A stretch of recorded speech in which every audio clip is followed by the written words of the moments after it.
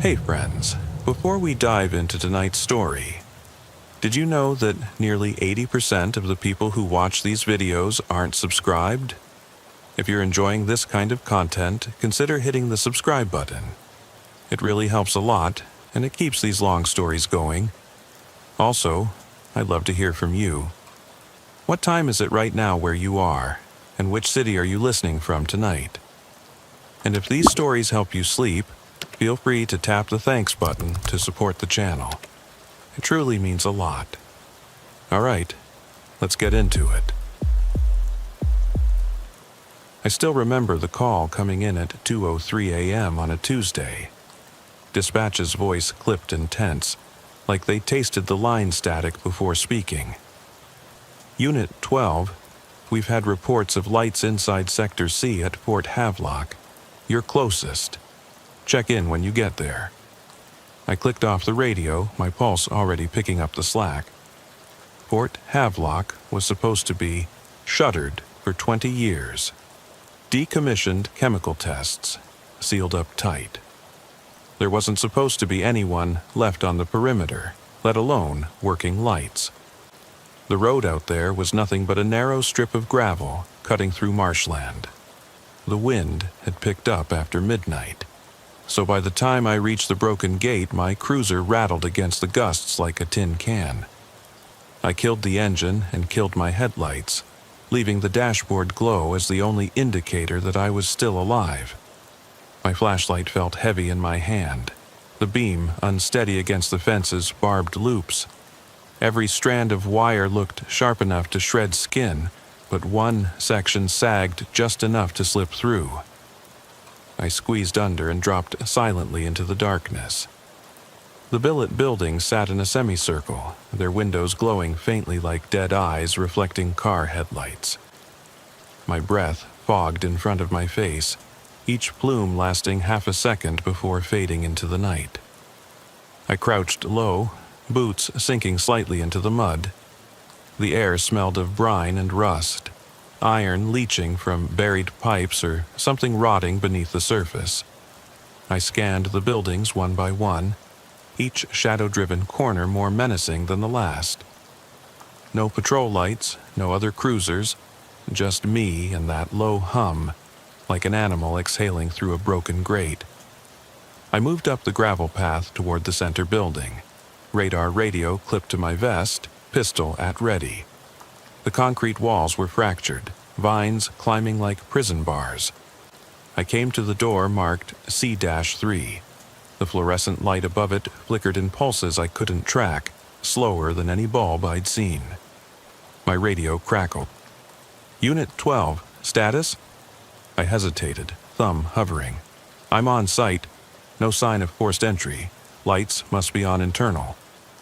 The reply was lost in static, but I caught enough to know dispatch was uneasy. Inside, the hallway stretched into shadows, broken tiles crunching under my boots. I swept the beam side to side. I expected empty corridors, maybe a rat scurrying off into the walls. Instead, I saw footprints, barely visible tracks and dust along the threshold. Size 11, mud spattered on the tile, leading down the hall. Whoever was here was careful enough to wipe their hands on their trousers, but they didn't bother with their boots. I followed them, each step echoing off the ceiling like a question shouted in a canyon. At the end of the hall, a stairwell led down. The walls bore stenciled warnings. Caution, chemical residue, but the labels were half erased. My light revealed a slick sheen on the steps, water, oil, I couldn't tell. I descended, each footfall measured so I wouldn't slip or give away my position. The hum grew louder, throbbing in time with my heartbeat. The stairwell opened into a vast maintenance bay. Rows of sealed vaults lined the walls. Heavy doors numbered 1 through 12. Vault 7 was ajar, a sliver of warm light showing inside. I edged closer. The smell hit me first, acrid, metallic, like burnt wires dipped in bleach. My flashlight beam entered the vault and froze. Inside was a crude workbench illuminated by a single hanging lamp, wires dangling like pendants. Tools lay scattered: bolt cutters, pry bars, a small hammer. Underneath the bench, a roll of thick cable snaked into the darkness. On the bench was a notepad, its pages smeared with black oil. I picked it up with gloved hands. The first entry read, Phase 1, Establish Power. Beneath that, a schematic, a hand-drawn generator hooked to an unknown device labeled Only at Night, Do Not Speak. My radio went dead. The sudden silence pressed against my eardrums until I half expected to hear blood rushing. I dropped the notepad back onto the bench and turned to leave, but the vault door slammed shut with a force that rattled the charted schematics. I yanked it open. The latch felt stiff, like it had seized under pressure. When I swung around again, the light was off. The hum persisted, but I was alone in near blackness. Flashlight flickering as if protesting. I retraced my steps toward the stairwell, but halfway there I noticed a line of fresh footprints at a right angle, leading deeper into a shadowed alcove I hadn't seen before. Someone had carved a thin path in the wall, a maintenance hatch, now left open, revealing a yellow glow coming from below. I knelt down, the air blowing out in front of my face like a whispered warning. The hatch was just big enough to climb through. The glow pulsed at the edges with a slow, rhythmic throb. I should have backed away, called wait for backup, drawn an imaginary line I would not cross. But every cop knows the draw of things that shouldn't be on a map. I hoisted myself into the hatch and dropped onto cold concrete in a low-ceilinged crawlspace. The throb was louder here, almost tactile as it vibrated through the boards beneath my knees. I edged forward, feeling my way against damp walls slick with condensation. Above me, pipes rattled, and sighs echoed. Ventilation systems that hadn't worked in decades. The passage opened into another chamber, larger and boxy. A generator sat in the middle, its blades spinning slowly, fed by cables jolting with sparks where insulation had melted away.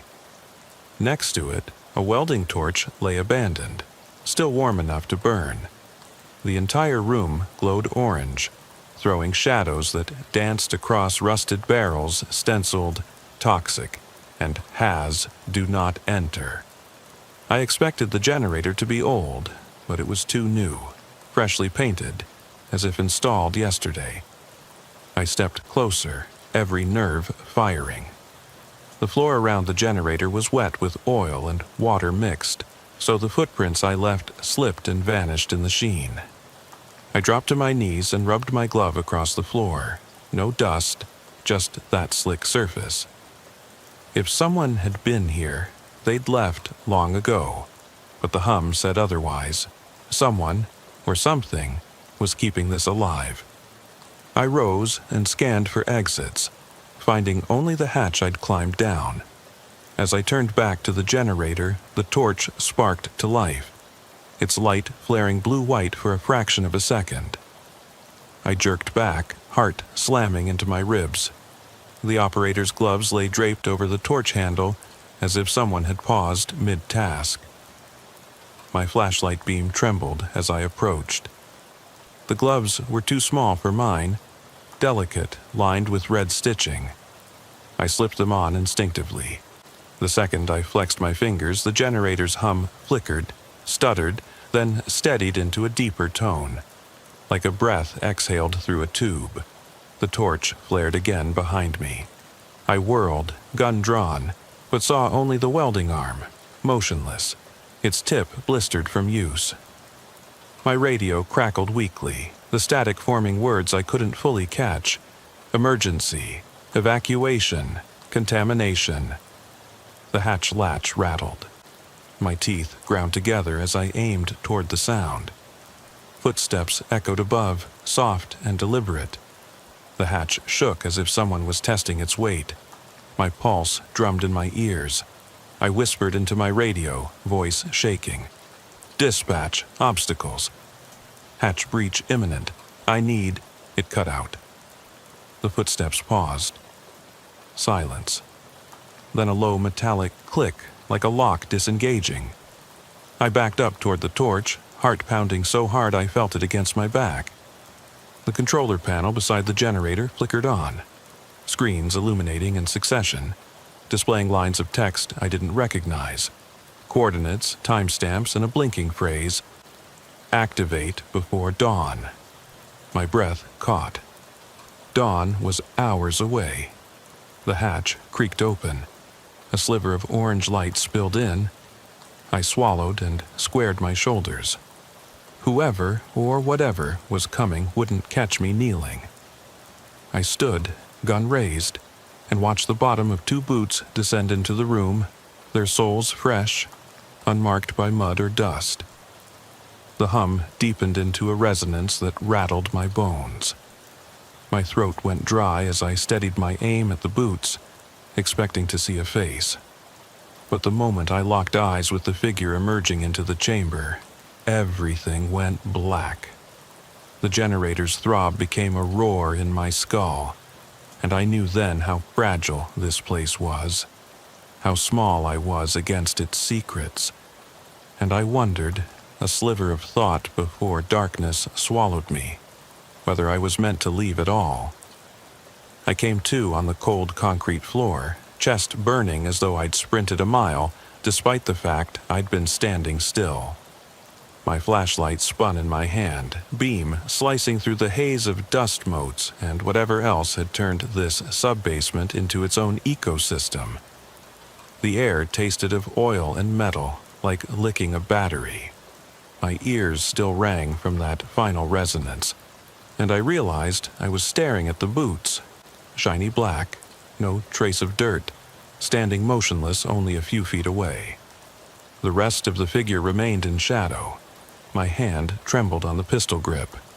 "Who the hell are you?" I croaked, voice ragged. No answer. The boots shifted forward, gently, as though testing the floorboards. My stomach nodded. I flicked off my flashlight, plunging the room into the generator's orange glow, swirling shadows that seemed to detach from the walls. The boots moved again, closer to the console. Sparks crackled where the torch lay, tiny arcs of blue and white that cast grotesque silhouettes across barrels stamped with warnings. I risked a glance down the figure's legs. Jeans, dark, tucked into well-polished tactical boots that looked new. Above the knees, fabric disappeared into pitch black, no discernible jacket or shirt, just a void. My mind flagged the absurdity. You can't have a person without a body, and yet that's exactly what I was seeing. A presence without substance. Every instinct screamed run. Climb back through the hatch, race up the stairs, burst into the hallway and scream for help. But my legs felt rooted. Then the flashlight flicked back on in my hand. Somehow. I hadn't hit the switch. Weak beam illuminating dust in fragile waves. The figure's outline sharpened. Slender. Human. Height, shoulders squared. It raised one hand.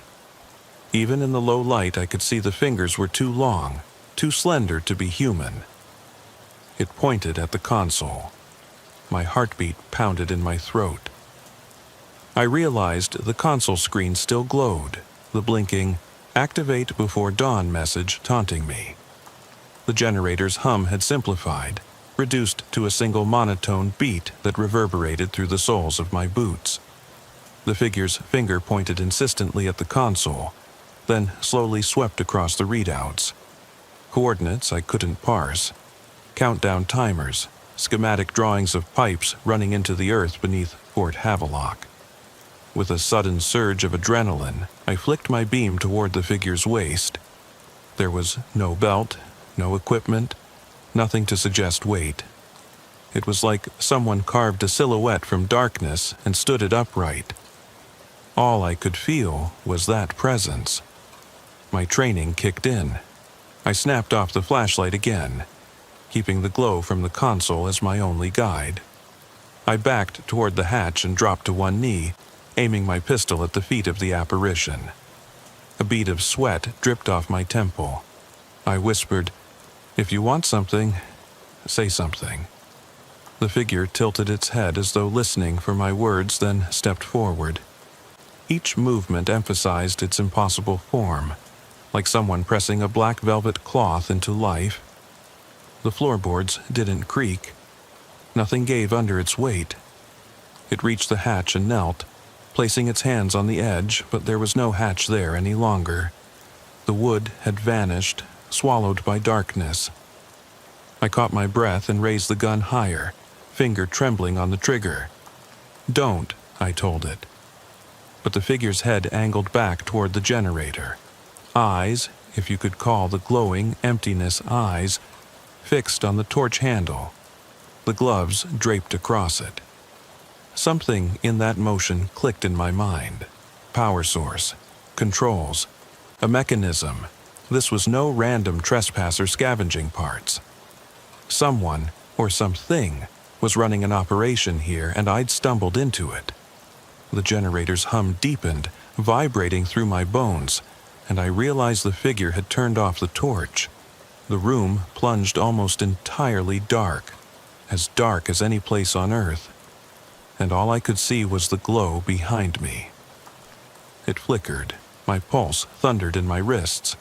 Time slowed. Then, in the silence, the static voice crackled over my radio earbud. Distant, distorted. "Contamination. Stand by. Protocol." I yanked the radio from my vest. Control panel blinked locked, as if it read my panic. Something hammered in my chest. They knew I was here. Dispatch had gone from uneasy to active lockdown. No backup was coming now, only orders to fall back. I took a shallow breath, forcing myself to think. I needed evidence, names, files, logs, something to prove this wasn't just a haunted old base. I scanned the barrels again, glimpsed one marked physical sample, human tissue, next to a shelf of sealed vials. Footsteps sounded above, metallic clinks like someone walking in heavy boots, far weightier than the slender figures. I swung around. Lights overhead flickered, revealing the hatch closing behind me, latch clicking. I squeezed off 2 warning shots upward through the opening. Concrete dust rained down. "Get out of there," I shouted, voice echoing. No response. The figure drifted back toward the console, hands emerging to slide across the glass panel. The screens changed. A map of the compound lit up, red dots spreading like a rash. Sector A, B, C, every bunk room lit. Then the dots extended beyond the fence line, marking roads, perimeters, my cruiser's location. My chest tightened. They were monitoring me. The figure looked at the map display, then at the glove-clad torch beside it. It lifted the torch and pointed it at the console as if to sever the power. My head snapped left. Another hatch for a backup generator room gaped open across the chamber. Light spilled from it, blue-white this time. The figure nearly dissolved into the darkness toward that light, leaving only its boots and a ripple in the air. I realized then that I had a choice. Climb through the exit hatch behind it, or stay and gather proof. The hatch behind glowed eerily, the cooler lights from another chamber calling to me. If I followed, I might see who, or what, was controlling this place. But backup might arrive and find nothing but empty rooms.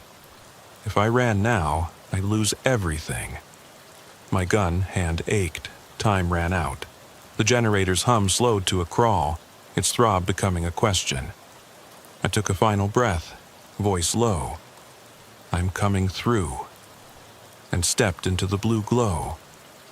I paused at the lip of the hatch, the chill of the blue-white light washing over my sleeve as I dropped into the next chamber.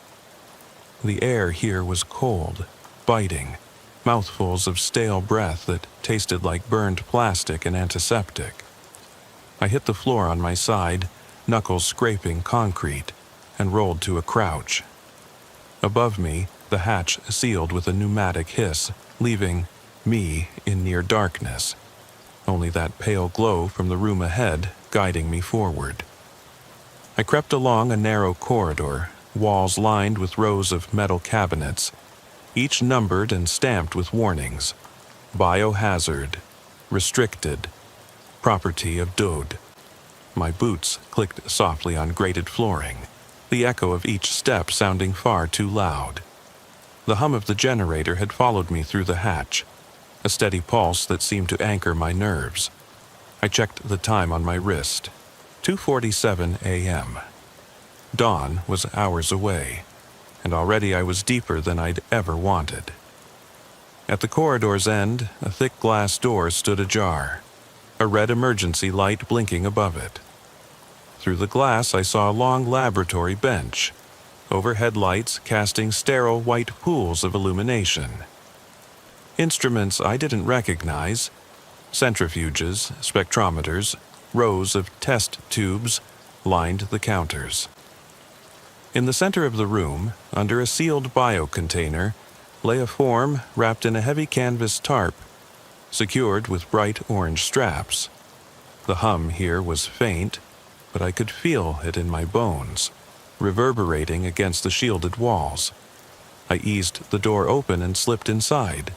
The floor was sticky, coated with a sheen that clung to my boots.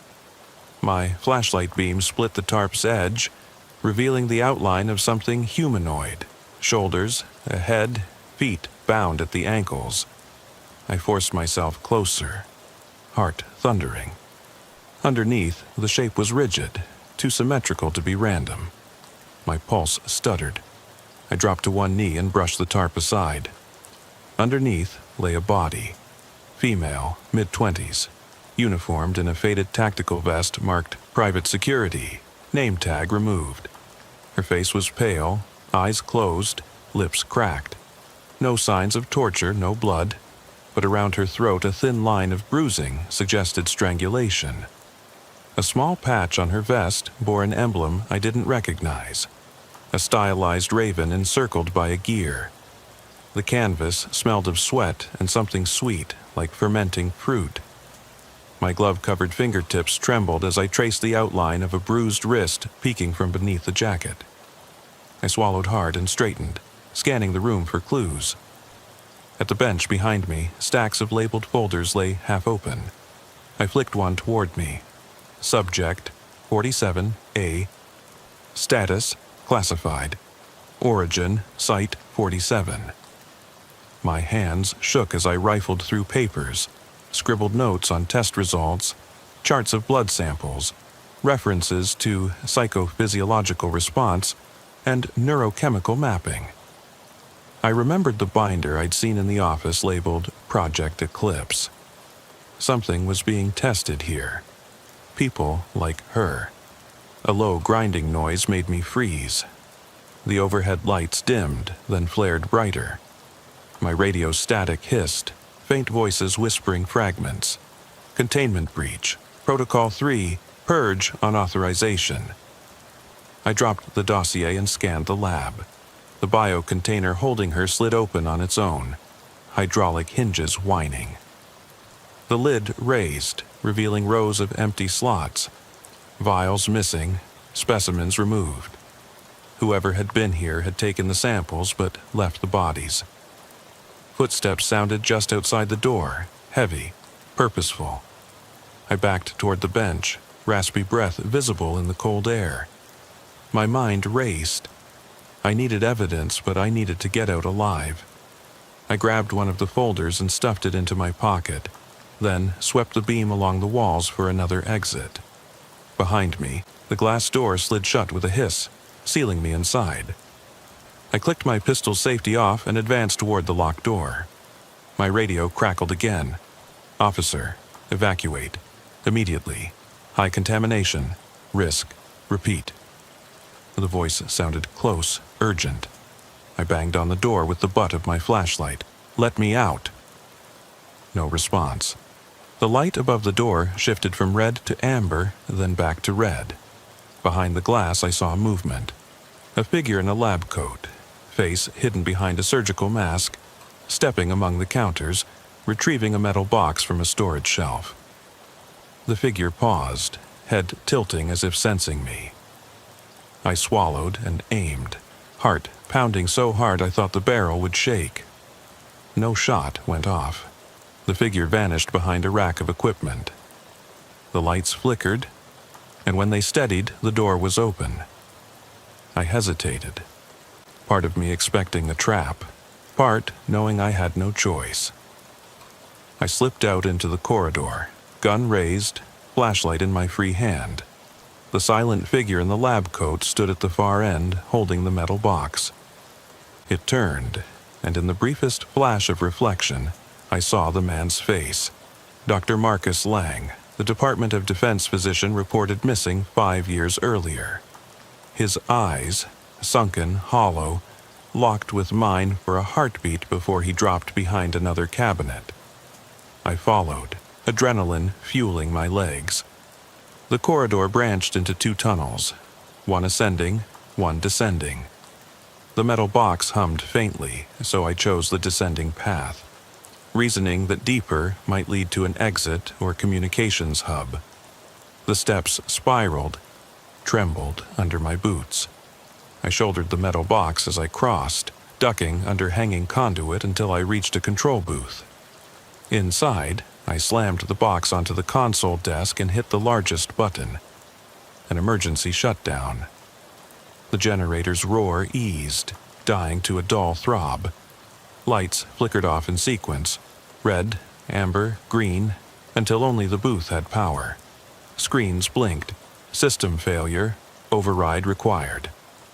I whipped the top of the box open and found a USB drive taped inside, scrawled 47A data dump. I shoved it into a slot on the console. Files loaded. Video feeds, logs, audio recordings.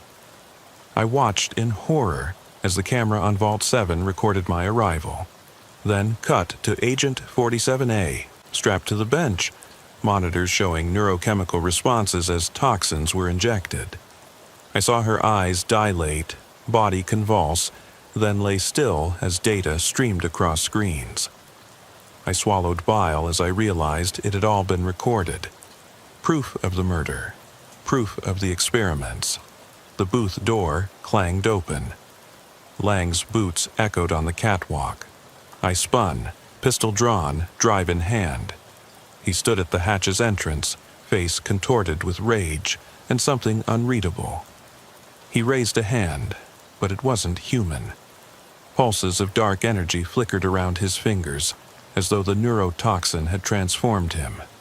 The generator's shutdown had triggered his final stage. I descended the ladder into a sprawling maintenance bay built into the earth itself.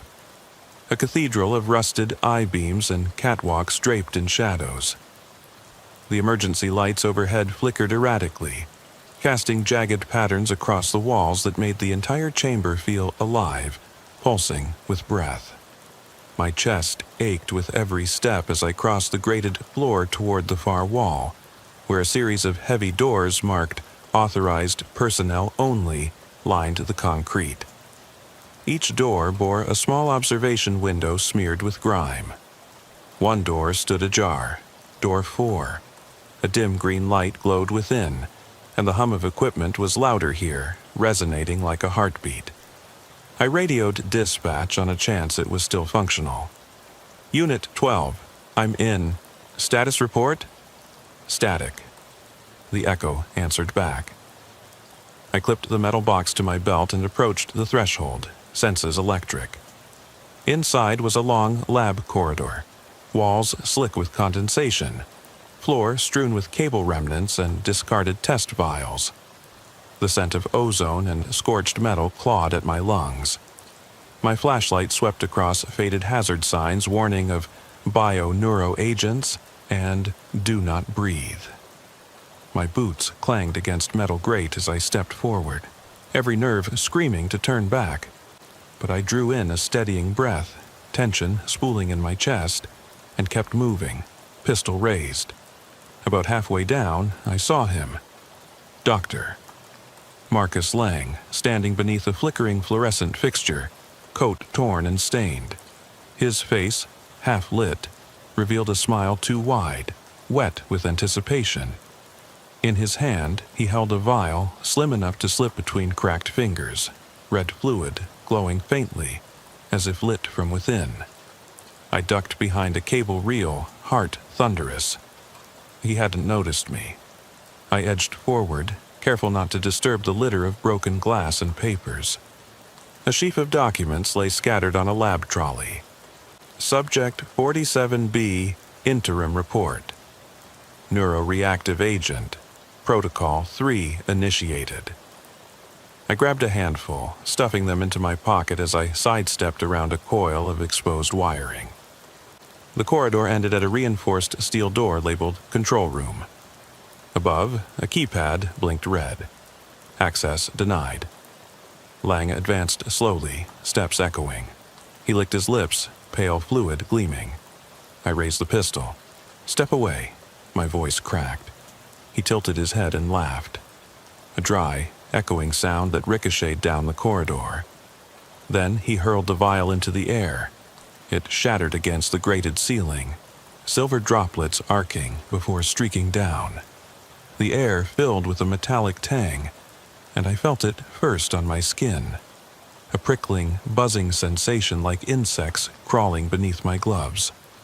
My vision blurred. I stumbled back, firing 2 rounds at the door's keypad. Sparks flew as the bullets tore into circuits. The door's lights blinked off, then on, green. It slid open with a shriek revealing the control room's interior. Walls covered in monitors showing every camera angle I'd passed. Sector C's lights danced in patterns. Vault 7, the generator bay, the lab with Agent 47A's body, each feed marked live. Lang seized the moment and lunged forward, arms outstretched. I swung the pistol and slammed the butt into his shoulder, knocking him off balance. He howled, and the grin on his face widened into something bestial. I backed into the control room and slammed the door shut, jamming my boot under the frame. Monitors flickered, controls glowed under my flashlight. Alarms from the corridor spilled through the sealed door, klaxons of final lockdown. I slammed a hand to the largest console, screens morphing to a hatch control interface. I punched emergency override. The screen prompted, enter override code. I dredged up the numbers from the earlier schematics. 4319. The screen hissed, gates unfurling on a 10-second countdown. I glanced at the monitors. Lang's reflection flickered in the hallway feed, advancing on the door. 1098. I hit confirm and heard hydraulic pistons roar. A panel slid aside beside me, revealing a narrow vent shaft just large enough. I ripped off the grill plates and peered inside. Darkness and ductwork. Below, the corridor lights glowed faintly as Lang reached the door, hammering it with gloved fists. His form was warped, slightly elongated, his eyes reflecting the red of the monitors. He didn't speak, only eyes of hungry intent. 765. I cut open the metal casing with my knife, pried my fingers through. The slot led down into the grating. I dropped the box of evidence beside the console, rifle slung over my back, pistols still in my hand.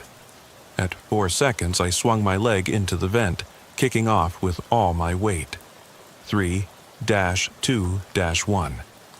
The floor beneath the control room's monitors dropped away in a roar of hydraulics, revealing a spiral drain well that claimed the entire room. Screens, consoles, and the evidence box tumbled in. The steel doors slid shut, sealing the chamber I'd just left and trapping the proof inside. I hung from the vent's lip, my chest burning, fingers raw. Below, I heard the generator bays roar and a distant crash as steel and glass smashed. I stared down as the control room imploded into darkness. My mind reeled. That evidence, Agent 47A's video, test logs, neurotoxin data, was gone. Langa's figure appeared behind me in the vent's reflection on a shattered monitor shard, his grin impossibly wide. He reached for me, fingers gliding over the metal edge, and hissed through the slits of his mask, words warped by static. Containment secured, protocol complete. I hauled myself forward into the shaft, dragging my boots through slick grime as I crawled into silence. My radio crackled one last time, a voice distorted. "Unit 12, do you copy?" I swallowed, voice trembling. "Copy." "Extraction, sector clear." No response. The shaft ended at a grated door leading to the outside drainage culvert. I forced it open, stepping into the cold night air, damp grass beneath my boots, clear starlight overhead. I tasted freedom on the wind, but also ash and regret. The hatch in the ground closed with a soft click behind me. I stood in the marsh, chest heaving, uniform stained, stripped of certainty. The control room had vanished, my only proof swallowed by hydraulic steel. But deep in my pocket, one folder remained untouched. The original Project Eclipse binder's single page I'd rescued.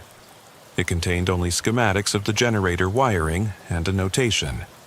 Location, Fort Havelock sub-basement control node. No footage, no test logs, no vials, just a map and a single line. Subject 47B, failed containment. I radioed in my coordinates. Dispatch asked my status.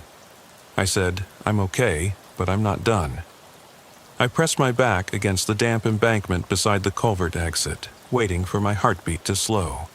The marsh grass whispered around me in the pre-dawn chill. Every sound felt amplified, the distant crow of a rooster somewhere to the east, the low drone of insects still active in the night's final hour. My uniform, coated in grime and slick with oily residue from the sub-basement, clung uncomfortably to my skin. I checked the binder in my pocket, the single schematic page from Project Eclipse, edge frayed, ink smudged from moisture. It was my only physical proof that anything had happened here. Dispatch's silence on the radio unsettled me more than the looming morning light. I tapped the mic again. "Unit 12 to dispatch. Extraction ETA. I need confirmation." Static, then a faint click. "Unit 12, copy. Extraction team en route. ETA 30 minutes. Relief and dread washed over me. 30 minutes in these fields meant sunrise. If Lang, or whatever he'd become, pursued me across open ground, I had no cover out here.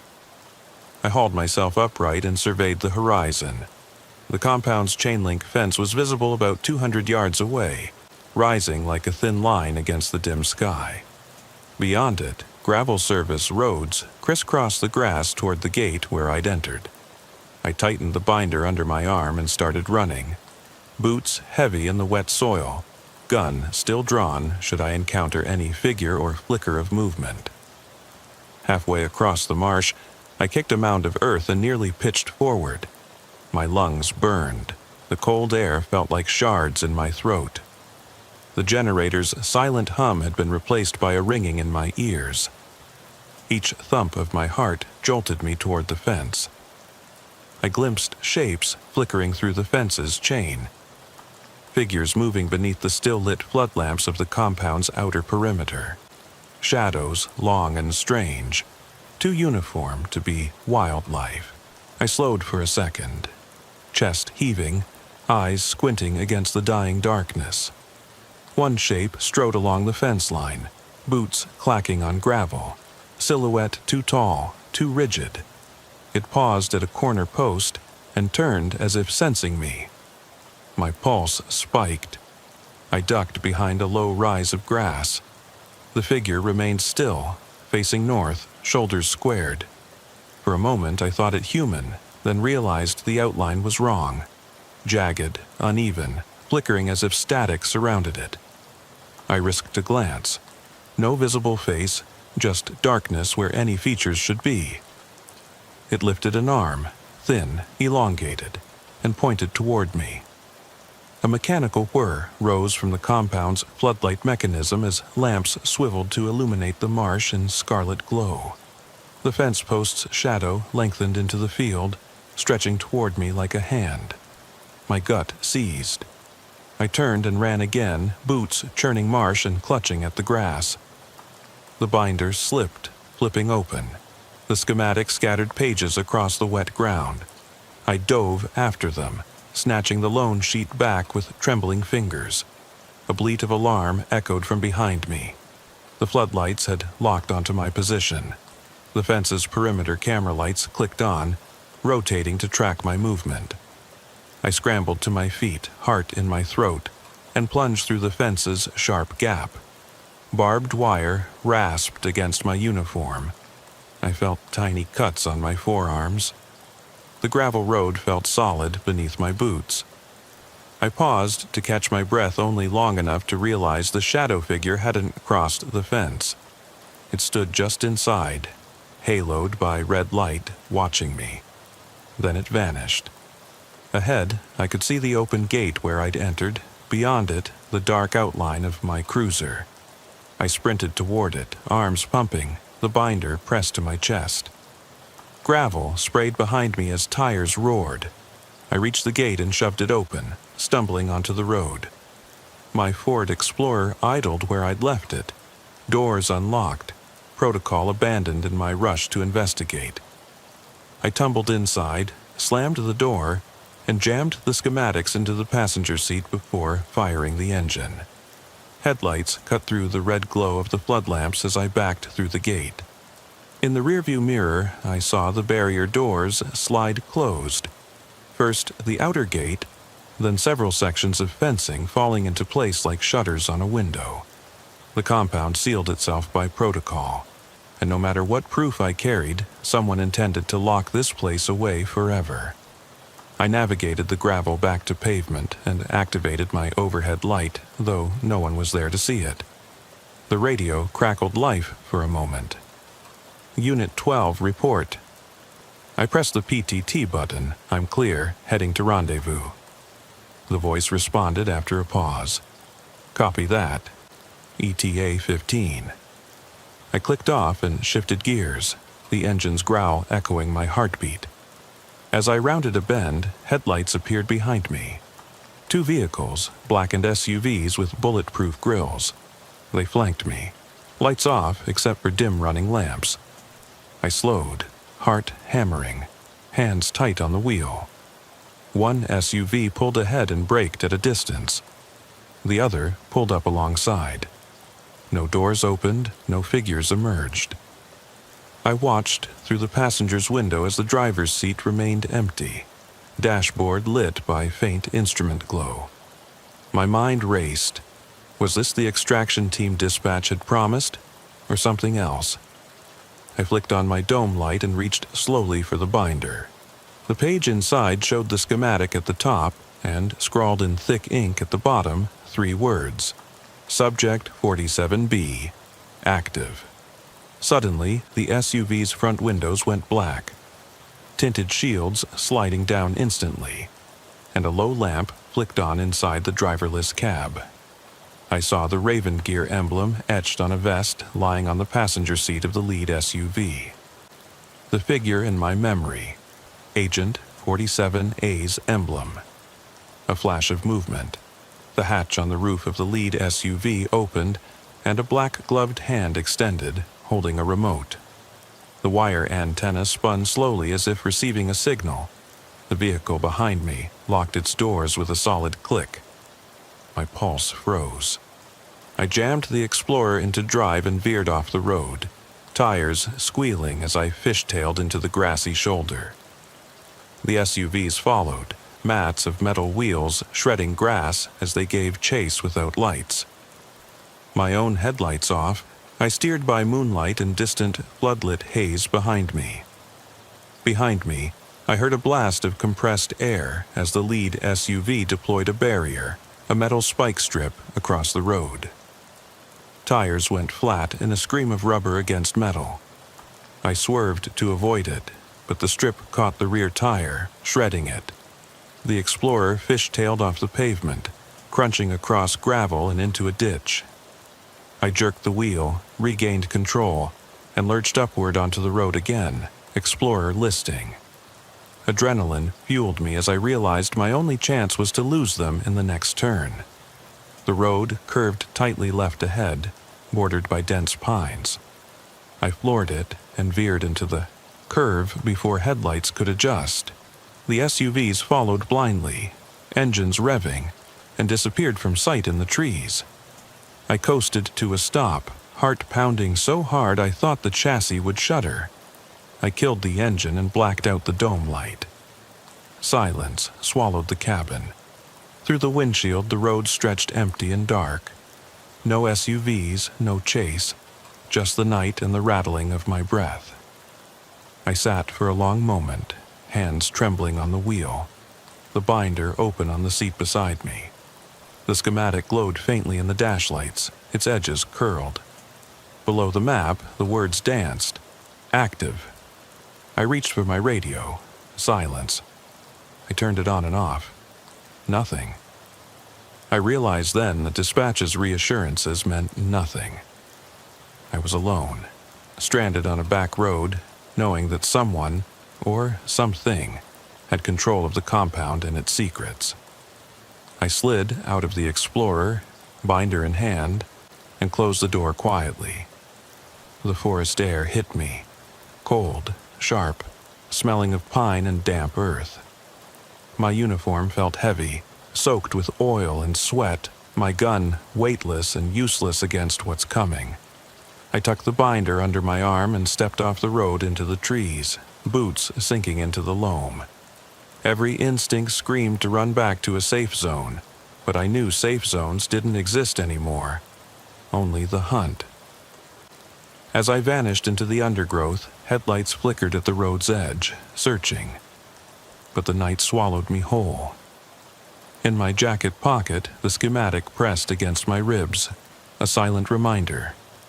Site 47 wasn't abandoned, it was alive. And so was I, burdened with knowing that Fort Havelock's forbidden heart still beat beneath the earth, calling out for its next chapter. I kept moving, the forest grew denser, shadows thicker. The last thing I heard was the distant rustle of a branch snapping, too deliberate to be wildlife. I froze, scanned the darkness, heart pounding. The silence answered. I exhaled, chest heaving, and slipped deeper into the pines, carrying nothing but a single sheet of paper against the cold. I moved through the pine thicket with deliberate quiet, each footfall measured against the soft earth. The schematic's corner dug into my side as I slipped my hand inside my jacket to keep it close. Dawn had not yet broken, but the sky was no longer black, an inky slate that shifted toward bruised purple. Every rustle around me sounded like pursuit, every snap of twig like a warning. My lungs burned as I pressed deeper into the woods, winding between trees spaced too evenly to be natural. The binder felt hot against my ribs, as if the paper itself burned with secrets. I paused beside a fallen log, chest heaving. In the distance, the gravel road curved through a gap in the trees, the way back to civilization, or what remained of it. I stared at that open corridor, mind torn between flight and the compulsion to expose the truth. I unzipped my jacket and pulled out the schematic. The words, Subject 47, Be Active, glowed in the dim light of my flashlight. Below that, someone had scrawled another note in hasty black ink. Phase 4, Initiate Recall. My heart thundered. Too many phases had already been completed. Too many lives sacrificed under Fort Havelock's buried halls. But recall? That meant withdrawing something, bringing it back, or calling someone back. A breeze stirred the pines, carrying an acrid scent of smoke. My head snapped up as a column of thin gray smoke curled above the treetops from somewhere east of the compound. I stood, pressing my back against the log, weighing my options. If I ran back to the road, I might flag down passing traffic or encounter the waiting SUVs. If I circled around toward the smoke, I might find survivors, or more victims. I pocketed the schematic and crept forward, choosing the path toward the smoke. Under a canopy of ancient pines, dew clung to needles, dripping onto the forest floor. I followed what looked like a narrow trail, crushed underfoot by heavy boots. I recognized military-issue tread, deep cleats, unfamiliar pattern. Whoever had been here moved south, away from the marsh and the electrical core. The trail led me to an old service road, cracked asphalt overgrown with grass. Halfway down, I saw the charred remains of my evidence box's lid, twisted around the edge of a roadside culvert. Blackened fragments lay scattered among pine needles. My hands went cold. Someone had retrieved it, then discarded it. I knelt, gathering the splinters, heart sinking. Without that box's contents, Agent 47A's data dump, I had only a single schematic and shredded notes. But I clung to it. Beyond the culvert, the smoke eddied upward from a collapsed guard shack. The shack's roof had fallen in, charred beams splintering outward. Inside, smoldering embers glowed like dying eyes. I swept the beam across the interior. A uniformed figure slumped over the remains of a desk, his gas mask visor cracked and caked in soot. I approached slowly, pistol out, every cell screaming for caution. Reaching the desk, I saw papers pinned under a heavy rock. Design documents for what looked like a mobile generator array, stamped with the same Raven Gear emblem. I pried the rock free and flipped through the pages. Schematic overlays matching the one I'd rescued, but annotated with GPS coordinates leading to a site 20 miles southwest, another off-limit zone. A calendar page fell out, red-circled, date 2 days ahead. Operation Recall. A groan behind me made me spin. The man in the corner shivered, then sat up with a start. His uniform patch read, DOD Field Unit. He wiped soot from his mouth, graying stubble catching the light. His eyes were wide with disbelief. "You survived," he rasped. I lowered my pistol. "How many are left?" I asked, voice raw. He stared at the calendar page, voice trembling. "Phase 4 begins in 48 hours. They're calling back all active subjects, including you." My blood ran cold. "Subjects?" I swallowed. "I'm not." He coughed, shaking his head. "Nobody is safe. They've perfected the agent. It's not just neurotoxic, it's Seraphim-based. Integrates with memory centers, reprograms them. Subjects aren't just test beds anymore, they're field operatives." My mind reeled. The woman in the lab, Agent 47A, was only the beginning. Phase 4 meant deployment. The figures I'd seen, those impossible silhouettes, they were not ghosts but active agents, engineered from those test subjects. Above us, the sky lightened to ash gray. I closed the distance and ripped the calendar from the papers. The date was 2 days hence. My hands shook as I folded it. "If they deploy in 2 days," I whispered, "we have to warn someone." He coughed again, blood spattering on the desk's metal edge. "Dispatch, they're compromised." He tapped the schematic on the desk. "This is the only way to prove it. But by the time you get it where it needs to go, they'll be waiting." I crumpled the notes in my fist, heart hammering. The smoke from the guard shack curled upward, a silent requiem. The forest seemed to hold its breath. In that moment, I realized how small I was. One veteran trooper carrying a torn schematic against an operation that spanned decades, stretched across states unknown. I stood, voice firm. "Then we go to those coordinates. We stop Phase 4. He looked at me, eyes dimming. "If you go, you won't come back." I didn't answer. I pocketed the calendar and schematic, shouldered the charred rock, and strode toward the service road. Behind me, the guard shack smoldered in silence, a tomb for the last witness. The wind shifted, carrying the promise of rain and the stench of secrecy. I walked out of the trees, boots splashing through puddles, toward a world about to change, and I carried with me the last proof of Fort Havelock's forbidden truths, bound in ink and fire, ticking down to a reckoning no one could ignore. The rain began as a whisper on the pine needles, a soft patter that grew into a steady drum against the forest canopy as I emerged onto the cracked service road. The air was colder now, sharpened by the coming storm. I tightened the collar of my jacket and glanced back at the dark tree line, where the guard shack smoldered its last embers. A low rumble of thunder answered, as though the sky itself was warning me to turn back. I checked my watch, 5:18 a.m. Dawn would break within the hour. 2 days remained before Phase 4. I stuffed the folded calendar and the schematic into my cargo pants. Proof of everything I'd uncovered: the active test subjects, the neurochemical experiments, the deployment plan. Without external evidence, this lone page of Project Eclipse would have to suffice. My Ford Explorer was parked 50 yards down the road, tires half submerged in a muddy ditch. I jogged toward it, boots sloshing through puddles. In the rearview mirror, vague shapes moved beneath the tree line. Agent silhouettes waiting, or perhaps hunting. I hurried, shaking off the sensation that unseen eyes tracked my every step. Inside the Explorer, I left the engine running low and toggled the dome light to full. I spread the schematic on the passenger seat and tapped the screen of my city-issued phone, dialing dispatch. After 3 rings, Lieutenant Foster answered groggily. "This is Unit 12, I said, voice tight.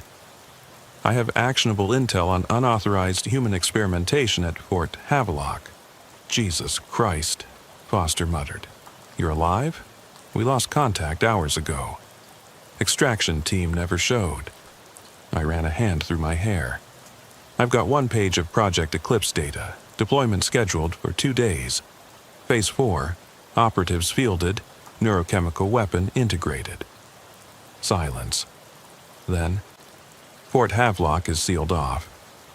Government jurisdiction. We can't just waltz in there. There are civilians scheduled on that flight path, charter planes, medevac helicopters. They'll be exposed." I leaned closer to the phone. "You need to call Chief Hargraves, mobilize a federal task force. Section 702 clearance, now." "Unit 12, you sound," he began. "I'm the goddamn evidence," I barked. "Or I'll go public. Local press, journalists, I'll burn this place down." He sighed. "On it. Stay put and stay safe." He hung up. I exhaled hard and studied the schematic. Project Eclipse. The neural interface harnessed barometric charge generators to amplify chemical dispersal across a test sector. Fort Havelock's forbidden grounds were never about old Cold War research. They'd become the launch pad for a living weapon. The agents I'd glimpsed weren't ghosts, they were soldiers. I yanked the Explorer into gear, tires spinning off the muddy verge, and headed for the county line. The road curved through farmland. Cornstalks bowed under the rain. My headlight beam caught a figure in the field. Tall, dark, half-turned, watching. I swerved, brakes squealing, and the figure vanished into the corn. My pulse hammered as I barreled on toward the highway. At the state line, I flagged down a trooper's cruiser heading the opposite direction. The trooper, patrol stripes on his sleeve, rolled down his window. He'd seen my badge from the running lights. I nodded. "You need backup?" I passed him the schematic. His eyes widened, brows lifting. "Feds already en route?" he asked. I nodded again. He jumped in behind me as I peeled back onto the highway, siren and lights off, urgency our only beacon. We made contact with State Police HQ at 5:42 a.m. The dispatcher relayed the FBI had activated a no-fly zone over the region. Local law enforcement on standby. Mayor's office notified under classified protocol. Phase 4. Weasel words echoed in my mind. 2 days until deployment. 2 days before the first neuroagent operatives hit civilian territory. I drove through acres of farmland. Black skies overhead, farmhouses shuttered against the storm. The trooper rode shotgun, radio crackling with vague chatter. At 6:05 a.m., we turned off onto a service road leading to a small regional airport where the charter flights were scheduled. Planes sat on runways, their engines dark.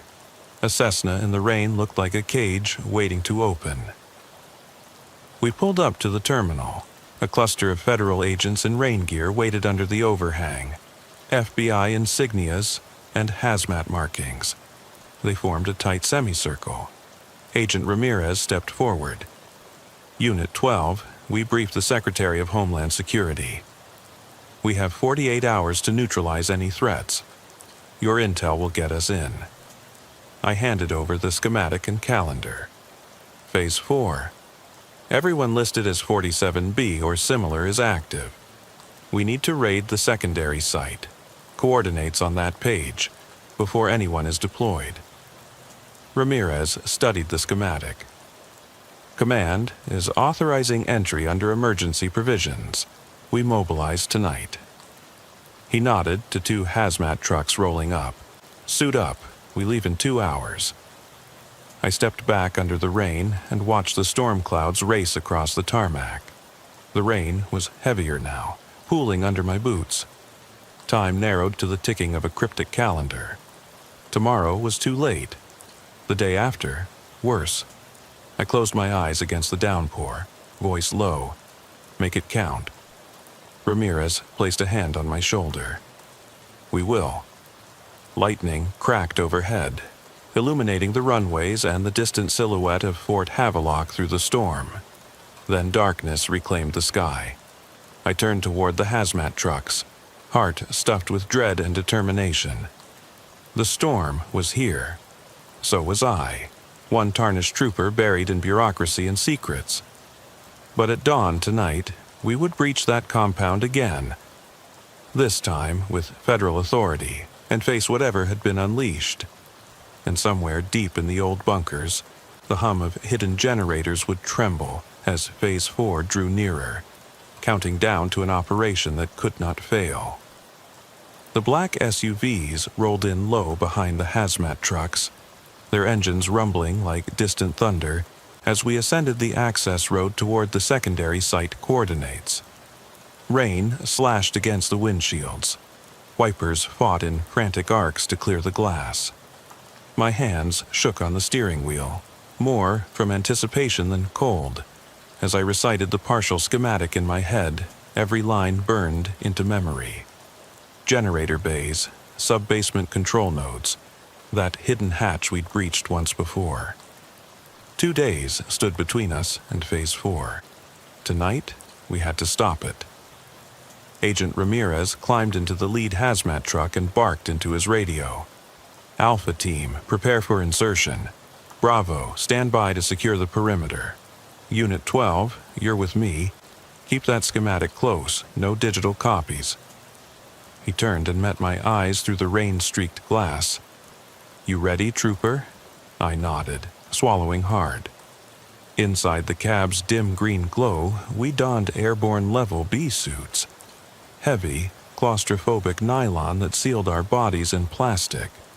Exhalations fogged the tiny face visor until I saw only my own wide eyes reflected back.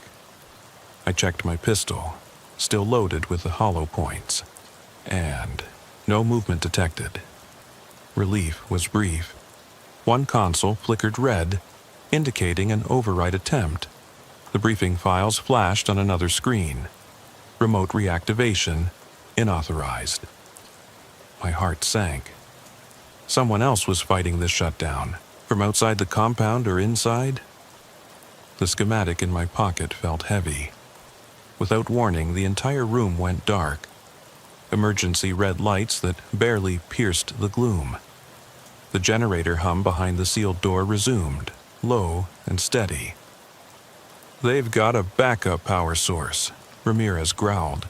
"Full lockout failing." The trooper beside me hissed, "We need to jam the remote signal. Communications uplink must be blocked." He sprinted to a console in the corner marked Comms Matrix. Wires rattled as he yanked connectors free. Screens died one by one. The dispersal chamber feed faded to static. Then a single monitor remained illuminated. The hallway cam feeding the tunnel outside door 9. On it, I saw a silhouette moving toward us. Tall, slender, gloved hands, glinting with unknown intent. The same impossible figure we'd seen at Fort Havelock. It paused on the comm, head tilting as if recognizing us, then stepped forward. Ramirez turned to me. "We've got maybe 30 seconds before they reboot from a secondary uplink. We finish override now, or we fail."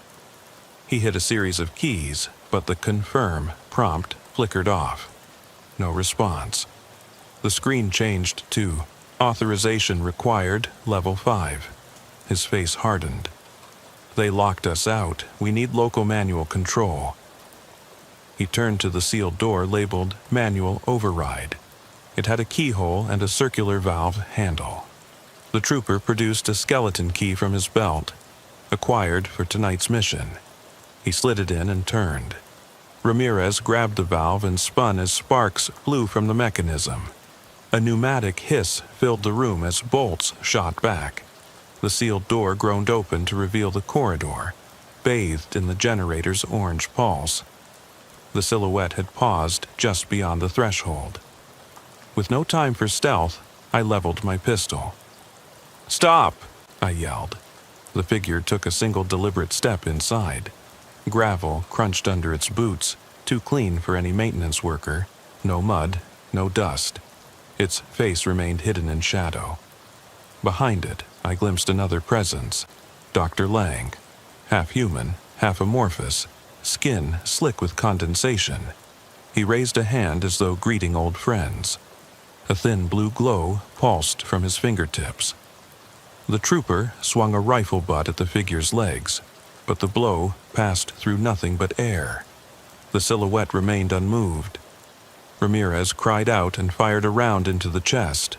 No flash. The bullet clanged off an unseen barrier. Time slowed as the figure turned its head toward us.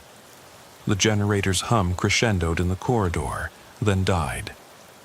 Silence filled the broadcast room. I realized the dispersal chamber's timer had reset, back to 2 a.m., counting down faster than before. Ramirez grabbed my arm. "We have to move, now!" He yanked me toward a side door marked Access Tunnel. We sprinted past the inert silhouette and dove through just as the sealed door slammed shut behind us. The vault door's hydraulics engaged, metal shearing across steel. We slammed the tunnel door at our backs, then raced down a flight of stairs into the cold sub-basement. The emergency lights blinked out as we descended, leaving only our helmet lamps. My breath came fast. I could taste adrenaline. Each step took us farther from the breach room, deeper into the earth.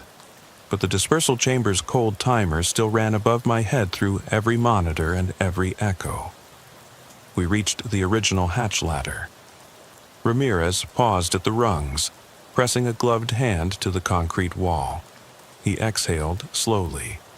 "We bought some time, but not enough. That silhouette, it's not human, it's the project made real." He looked at me, visor misting.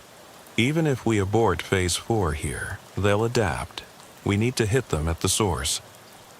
I nodded, heart pounding. The hatch above was sealed by protocol, would open only from the compound side or by override code. Ramirez produced a data link from his belt and attached it to a socket at the ladder's base. A green light flickered. "Override detonation sequence," he said. "We collapse this tunnel in 60 seconds. It'll buy us hours, maybe days. I lifted the schematic one last time. We leak the rest of this. Every media outlet, every journalist, they'll come down on them. He slapped my shoulder. Get out of here alive. We meet at Rendezvous Point Charlie. I climbed the ladder 2 rungs at a time as the timer on his device ticked down. The hatch above cracked open. Rain splattered in as brute metal claws withdrew bolts. I crawled through, slamming it shut behind me and yanking the chain to clamp it tight. A muffled roar shook the ground. Behind me, the sub-basement collapsed in a thunder of concrete and metal. I didn't look back.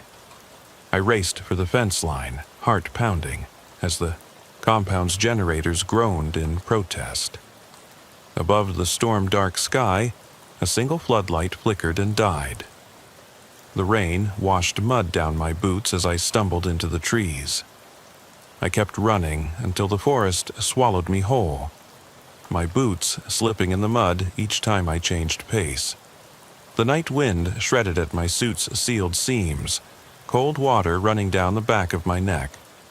Behind me, the shuttered entrances of Site 47 lay hidden by darkness and the storm. Generators now silent. Or perhaps they were merely waiting for the next order. My lungs burned with each breath, and my mind spun with every fragment of evidence I carried. The torn schematic, the scrawled calendar, the bruised dossier on Agent 47A, now tucked deep in my jacket. I reached the black SUVs parked half off the asphalt, doors gaping like emptied shells. The trooper who'd followed me climbed out, face ashen, and handed me a radio handset. Only static answered. We glanced at each other, gloves dripping, and without a word, I dropped to one knee and rummaged in my cargo pocket for the single sheet of paper I'd rescued from the guard shack's charred rubble. It was damp, corners curling, but the ink was legible. Coordinates, phase timings, and at the bottom, a third notation in unfamiliar handwriting. Recall imminent, neutralize subject. My mind roiled. We'd paused Phase 4. We'd collapsed the sub-basement and severed the communications node. We'd driven back the agents and Dr. Lang's twisted creations. Yet here, beneath the sickly red glow of the SUV's taillights, I realized those successes had only bought time, not ended the threat. They can recreate the generators, I said in a hoarse whisper, voice swallowed by the wind.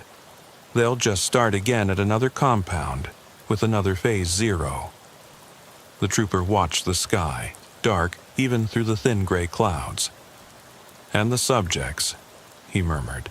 They're in the wild now. Somewhere out there, 47B and its siblings are active. His words were a verdict, the innocents afflicted, turned into weapons for a secret war. My hands trembled as I closed my fingers around the paper.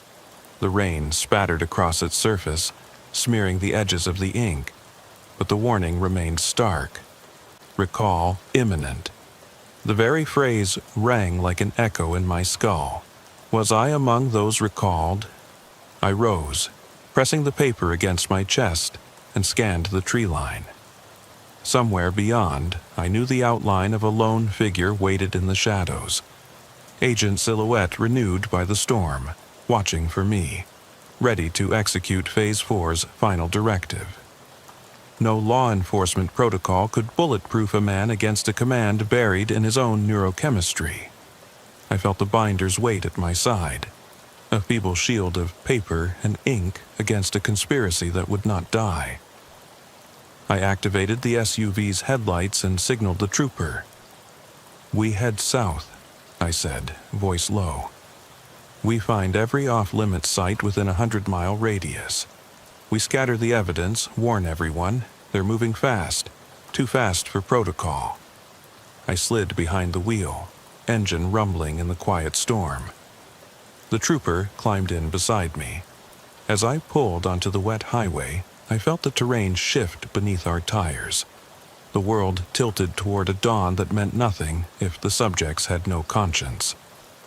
The rain eased. a reluctant sigh from the sky. Up ahead, a billboard loomed through the mist. An advertisement for a roadside diner, its neon flickering in Morse-like stutters. "Eat here," as though trying to communicate in code. I stared at it, heart thudding. If even that sign could blink secrets, what else pulsed beneath the surface of our reality? I gripped the wheel and leaned forward. The binder of black and white lines and the damp calendar pressed against my side, reminding me that I carried the spark of disclosure. But the wind carried doubt.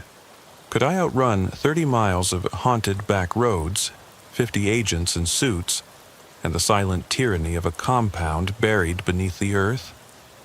I broached the radio one last time.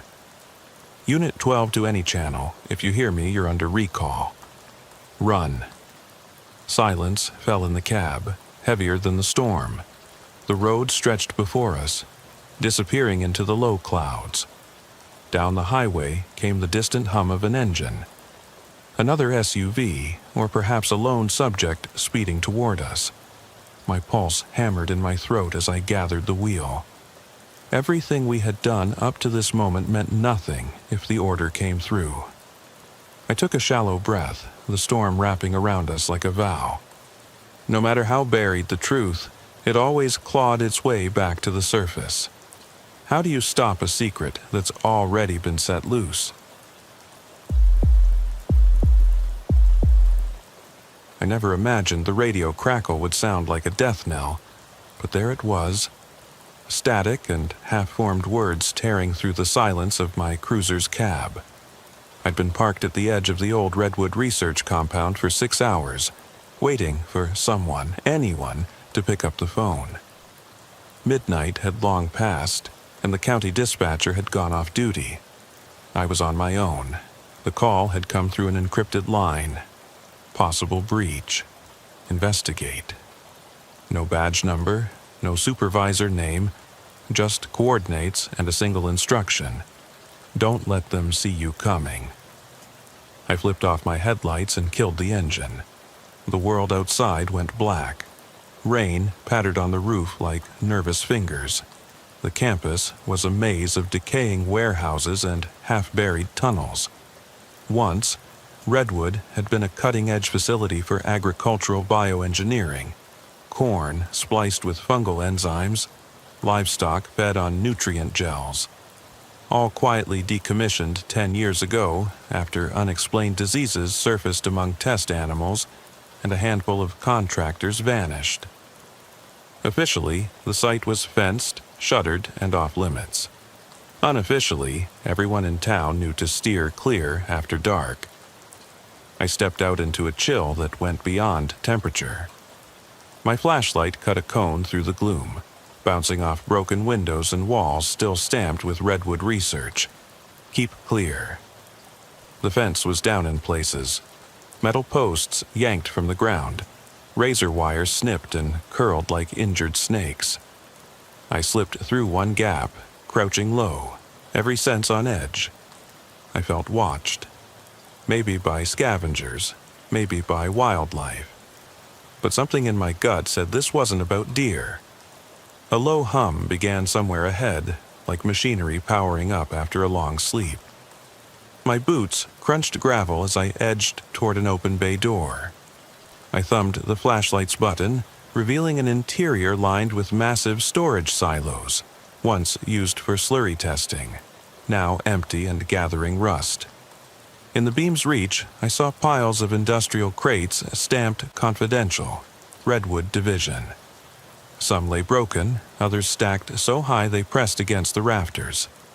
Between two crates was a slick of dark liquid, gleaming in the light. I knelt, pressed my glove to it. It was warm. Adrenaline flared. Someone had been here recently, maybe still here. I radioed dispatch, but the handheld squealed back static. I pocketed it, trading the limp radio for the comfort of silence. I should have called for backup, but if I did, they'd know I'd gone off the grid. If someone was closing in on Redwood's buried secrets, I was the only one who could stand between them and whatever, or whoever, they were after. I followed the hum deeper into the cavernous hall, past crates and abandoned forklifts with shattered windshields. Old safety posters peeled from walls. Eye protection required. Hazmat zone. No unauthorized personnel. The messages felt ironic now, stretched thin by rust and rot. Every so often, my beam illuminated footprints. Heavy, tire tread prints in mud tracked in from the outside. They led toward a side corridor, the door to which lay torn from its hinges, its frame splintered as if something huge had forced its way through. Inside that corridor, the air smelled of vinegar and old antiseptic. Overhead, a single dangling light flickered, on, off, on, casting the walls in strobing shadows. The hum pitched higher, like a turbine revving up for an impossible task. My heart thudded so hard I thought the walls might tremble in response. I swallowed, blurred breath, steam in the beam, reminding me I was alive. I moved forward, step by cautious step, until I reached the end of the hall, a reinforced steel door, rivets worn smooth by time. An electronic panel hung beside it, its wires severed.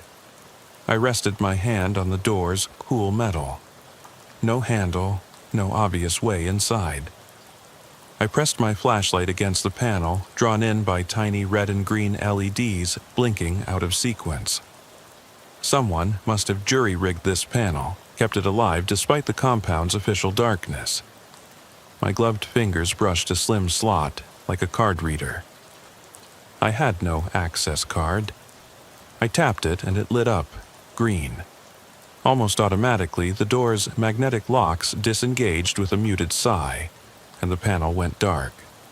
I raised my weapon, flashlight in one hand, pistol in the other, and crept through. The room beyond opened into a vast warehouse lit by emergency strips of dim red light.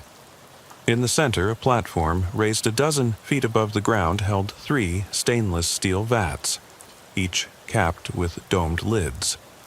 Midnight rain pounded on the corrugated roof, water dripping through holes and sizzling as it hit electrical conduits. The vats, labeled Batch 17, Batch 18, and Batch 19, were half full of a viscous, gray substance that glowed faintly under the red lights.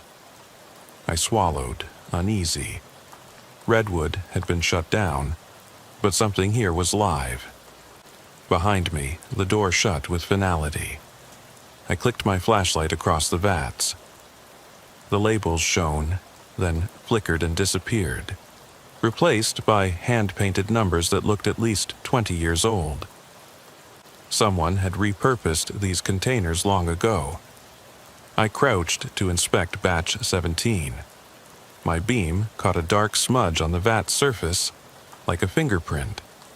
I pressed my palm to it. Faint heat. The hum thrummed through my bones. Then I heard it. A low gurgle coming from inside the vat. My breath caught. I slammed my flashlight onto the lid. It clattered but revealed nothing. The gurgle rose to a wet, choking sound.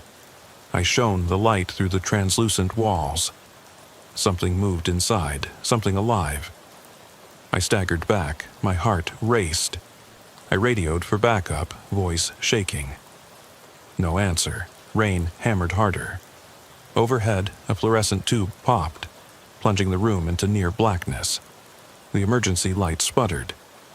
In that split second, I thought I felt a presence behind me, a cold exhale on the back of my neck. I spun, flashlight sweeping the shadows. Nothing. Then the vat's LED glow shifted from sickly green to pulsing red. My pistol hand trembled. I steadied my breath, forced my fingers to unclench. The vat's lids began to slide open, slowly, mechanically. Steam hissed out, carrying a stench of rusted metal and rotten vegetation. The gurgle became a rasping cough. I shone my light down into Batch 17. Floating just below the surface was something human-shaped, its face pressed against the inner wall, eyes open, staring dead at me. I fired once, into the vat, and the bullet pierced the steel with a shower of sparks. The shape jolted, sank deeper with a rippling wave that threatened to overflow. I dropped to my heels, revolted and terrified. I looked for the emergency stop, no obvious switch. Panicking, I backed away and crashed into a metal support beam. My shoulder slammed against the jagged edge. Pain flared like fire. Chunks of rust rained from overhead as another tube popped. The vat's lids clanged shut. The gurgling stopped. The red glow faded back to green. I lay on my side, breath ragged, pistol forgotten. Then the vat's lights died completely. Total darkness, broken only by distant thunder. In the black, I heard something drop to the platform floor, a thud, soft but definite. I strained to see or hear more. My radio crackled to life. Unit 8, report. Do you copy? I choked out. I need extraction. Now. Silence then. Copy. ETA 2 minutes. I crawled away from the vats, shotgun voice tight in my chest. What the hell? What is this place? No answer, just that static lull. The hum cut back in, faint again, as if restarting. My flashlight lay on the wet concrete, its beam flickering. I crawled toward it, and the red emergency lights overhead kicked back on full force, burning my retinas. In that glare, I saw fresh footprints leading away from the vats, heading toward a side door marked Exit Only. I tried to stand, my legs buckled. Pain shot through me. I glanced back at the vats one last time. No shapes behind the steel, only the dripping sludge and the faint echo of that human rasp.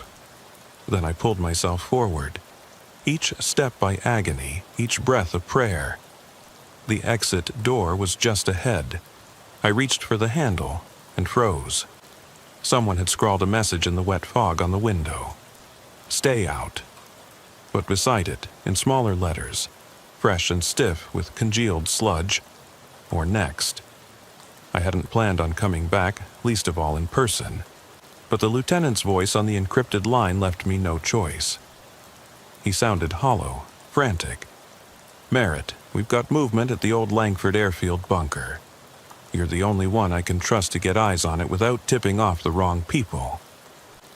Langford had been shuttered after the Black Rain incident of '09, when a squad of National Guard trainees fell ill with a hemorrhagic fever that wiped out half of them before the CDC warned everyone to evacuate.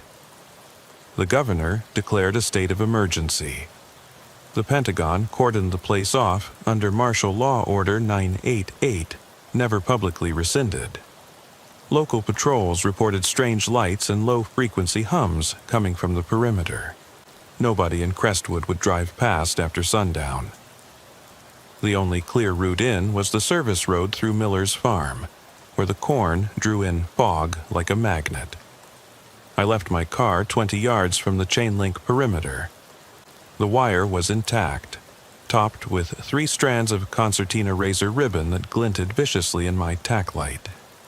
Crouching low, I found 2 cuts in the bottom rung, fresh, clean. Someone wanted me to slip through unnoticed. Inside the fence, crushed grass led across gravel and toward the main blast doors, half buried in earth, bearing faded warnings. Biological hazard. Unauthorized entry will be prosecuted to the fullest extent.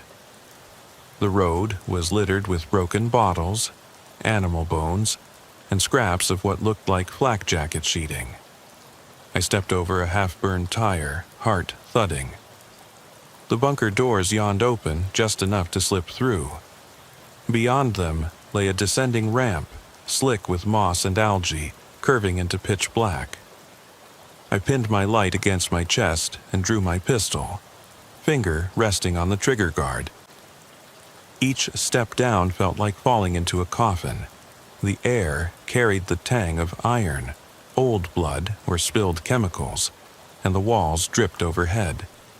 My boots echoed on concrete as I sighed. I screamed and fired the pistol point blank into the tangle. bullet fragmented, but the wires quivered on, still alive.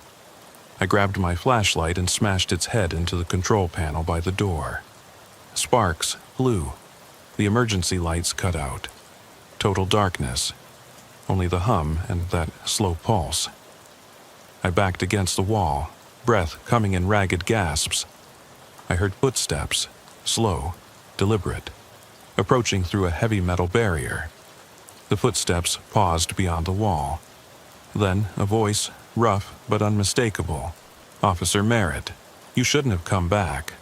A single thud sounded on the other side. The floor vibrated, then silence. The pulsing wires stopped. The hum faded. I pressed my ear to the wall. Nothing. I raised my flashlight by feel. Click. A dim red glow. On the opposite side of the hatch, I could see the faint outline of the service corridor beyond, and footprints leading away. I sank to my knees. The echo of that voice, "You shouldn't have come back," pounded through my skull.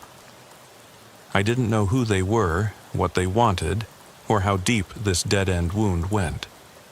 All I knew was this place was alive, and it was hunting me. And just then, the silence cracked. A slow, mechanical rasp from behind me, as if something huge was excavating its way through the concrete floor.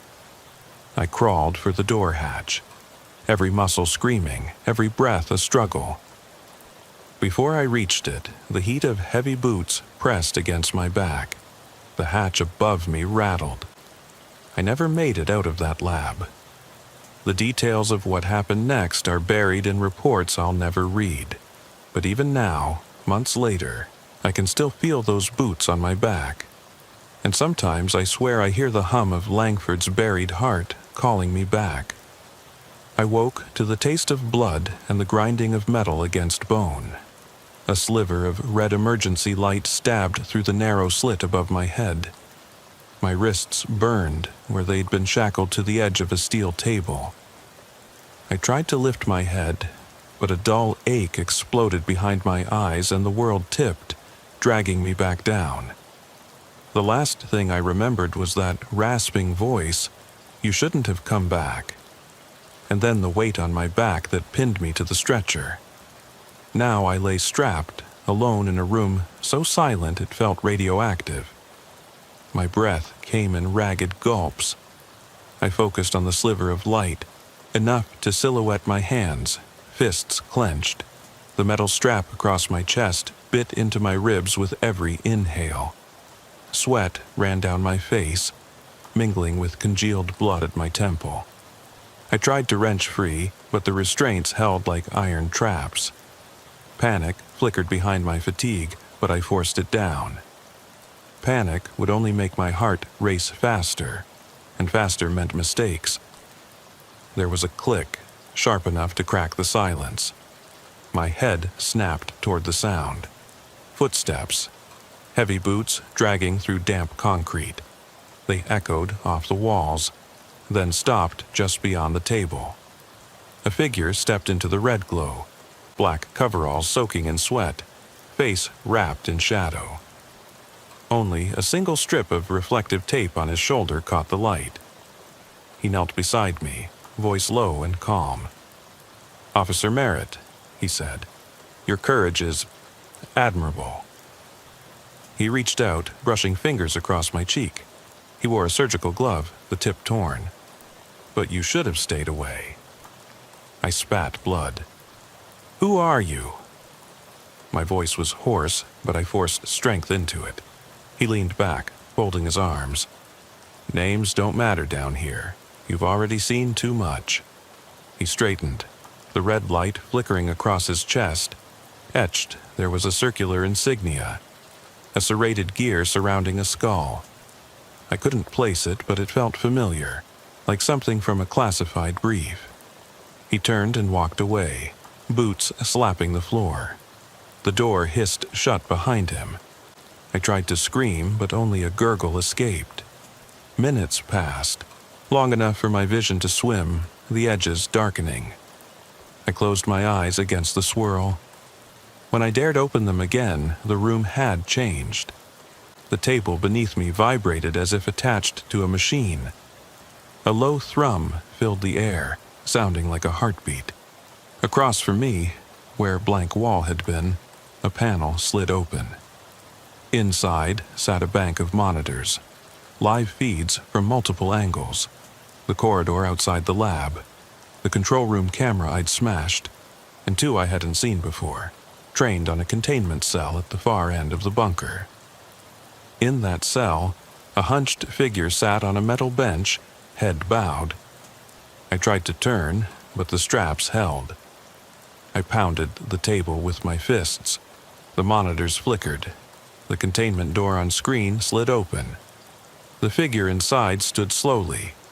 Tall, gaunt, silhouette blurred. It walked toward the glass as if aware I was watching. The monitors pulsed and switched to a single screen. My face, sweat-streaked and bruised. The figure on screen cocked its head, raised its hand, and pressed it against the glass. A soft, wet tapping, like knuckles on skin. Then it didn't move. It just stared, motionless. Eyes, dark pits under a hood. I watched, transfixed, sick to my stomach. The figure in the hood raised a hand again, this time slowly brushing away the mist on the glass. A smear of blood or oil trailed down. Then it lifted its head, and I saw its face. Pale, slick, blank-eyed. Lips pulled back in a grin that didn't reach its eyes. It leaned forward until its forehead pressed against the glass. I screamed, shrank back, pressed myself into the table, but the straps held. My claws scraped at the metal, the monitors flared red, the thrum grew louder, vibrating my bones. Then, everything went dark. When the lights returned, I was alone again. The tapping sound echoed behind me, light, deliberate, like fingernails dragging along metal. I wheeled my head to the direction of the noise, straining against the bond so hard my shoulder seared. There, in the corner, partially hidden in shadow, was a small service hatch I hadn't noticed before. Its edges were smeared with something dark, sticky. The hatch cover rattled, as if something inside was trying to push its way out. My pulse thundered in my ears. I twisted, forcing my hands against the straps, ripping a scream from my throat. The hatch quivered, then slid open a few inches. A single hand emerged, thin, bony, skin stretched tight over bone, long fingers tipped with dirt-black nails. It tapped the hatch's edge twice. Then silence. I realized I wasn't breathing. I dropped my head back to the table, sweat cold on my brow. Slow breaths, I told myself. Slow enough to stay conscious. Above me, steel doors ground open. Floodlights snapped on, revealing a squad of men in coveralls, insignias matching the man who'd taunted me. They wore respirators hanging down at their necks. They stepped into the room, boots clicking on the grated floor. At their head was a woman, short hair plastered to her scalp, eyes sharp and hard. She carried a tablet computer. She strode to the monitors, tapped a few commands. The monitors blinked back to life. The corridor camera, the control room, and the containment cell, now empty. The hooded figure was gone. She glanced at me and smiled, but it was humorless. "He woke up," she said. Her voice was clipped, precise. "We weren't sure he would." One of the men grabbed my arm and yanked me upright. I gasped, shoulder-wrenching, but the strap across my waist held me firm. They hauled me over to the monitors, forcing me to look. I stared at the containment cell feed. Empty cage, metal bench standing askew, no sign of the figure. "What happened to him?" I croaked. The woman tapped her tablet. The monitor view switched to an overhead feed. The cell's camera panned down, revealing an empty floor. Then, in a flash, a dark shape shot past the camera's field, disappearing, too fast to identify. She turned to me. "We're not sure, but it's clear our subject learned something from you." She tapped again. The screen split to show various parts of the complex. Locked doors opening, equipment powering on, silence broken by faint scuttling sounds in the vents. She raised her voice. "Begin Protocol Theta 5. The men closed in. One pressed a stun gun against the small of my back. I jolted at the electric crackle. Another clamped a hood over my head. The world went black, my hearing distorted as if underwater. I felt them drag me across metal grates, echoing footsteps receding, and I lost track of time. When the hood came off, I was in a cell, small, concrete, no light source but a glowing grate in the floor. My legs were free, but my hands were cuffed to a ring in the wall. Across from me was a narrow window barred with steel. Through it, I saw the corridor. Identical cells lined on both sides, lights flickering. No sign of guards. My head throbbed. I propped myself against the wall, staring at the grate. At first, I thought it was power cables, but the grate vibrated gently, like a heartbeat. I knelt and peered through, a tunnel beneath, filled with the same dark fluid I'd seen in the vats at Redwood. It pulsed rhythmically, as if alive. I leaned back, chest tight. The unexplained scuttling in the vents returned, only now it felt closer, right outside my door. The cell's lights dimmed. In the corridor beyond, I heard boots, then stopped, then tapping, soft, deliberate, like fingernails on concrete. I pressed my ear to the wall, heart pounding. Footsteps circled my cell. The tapping moved along, first the left side, then the right. I counted the taps against the concrete. 6 slow taps, then none. Silence settled, heavy as stone. I exhaled, shoulders slumping. The grate's pulsation slowed, then stopped entirely. A moment later, something shifted under the grate. A ripple passed, distorting the grid. The tapping resumed, around my cell, on the beams overhead. 6 more taps, then a whisper, barely audible. "We're right here, officer." My blood ran cold. The last thing I felt before the lights died was the grate's iron bars shifting, upward, and something climbing through. I forced myself to stop trembling long enough to map the walls of my cell by touch. Concrete, rough and cold. The air smelled of mildew and something coppery. Old blood, perhaps, or rust. My hands ached at the cuffs. I tested each with careful pressure until the metal cut into my skin. Beyond the bars, the corridor lights flickered, casting long shadows that reminded me of fingers reaching for me. I shut my eyes against the memory of that hooded face grinning through the glass, its blank eyes drilling into mine. Slowly, I leaned forward and slid my gaze under the grate in the floor. The dark fluid had risen to cover half the opening and pulsed in time with my hammering heart. I wondered if that fluid was the same bio-slurry from Redwood, or something far worse. Whatever it was, it glowed faintly in the red light, as if it were alive.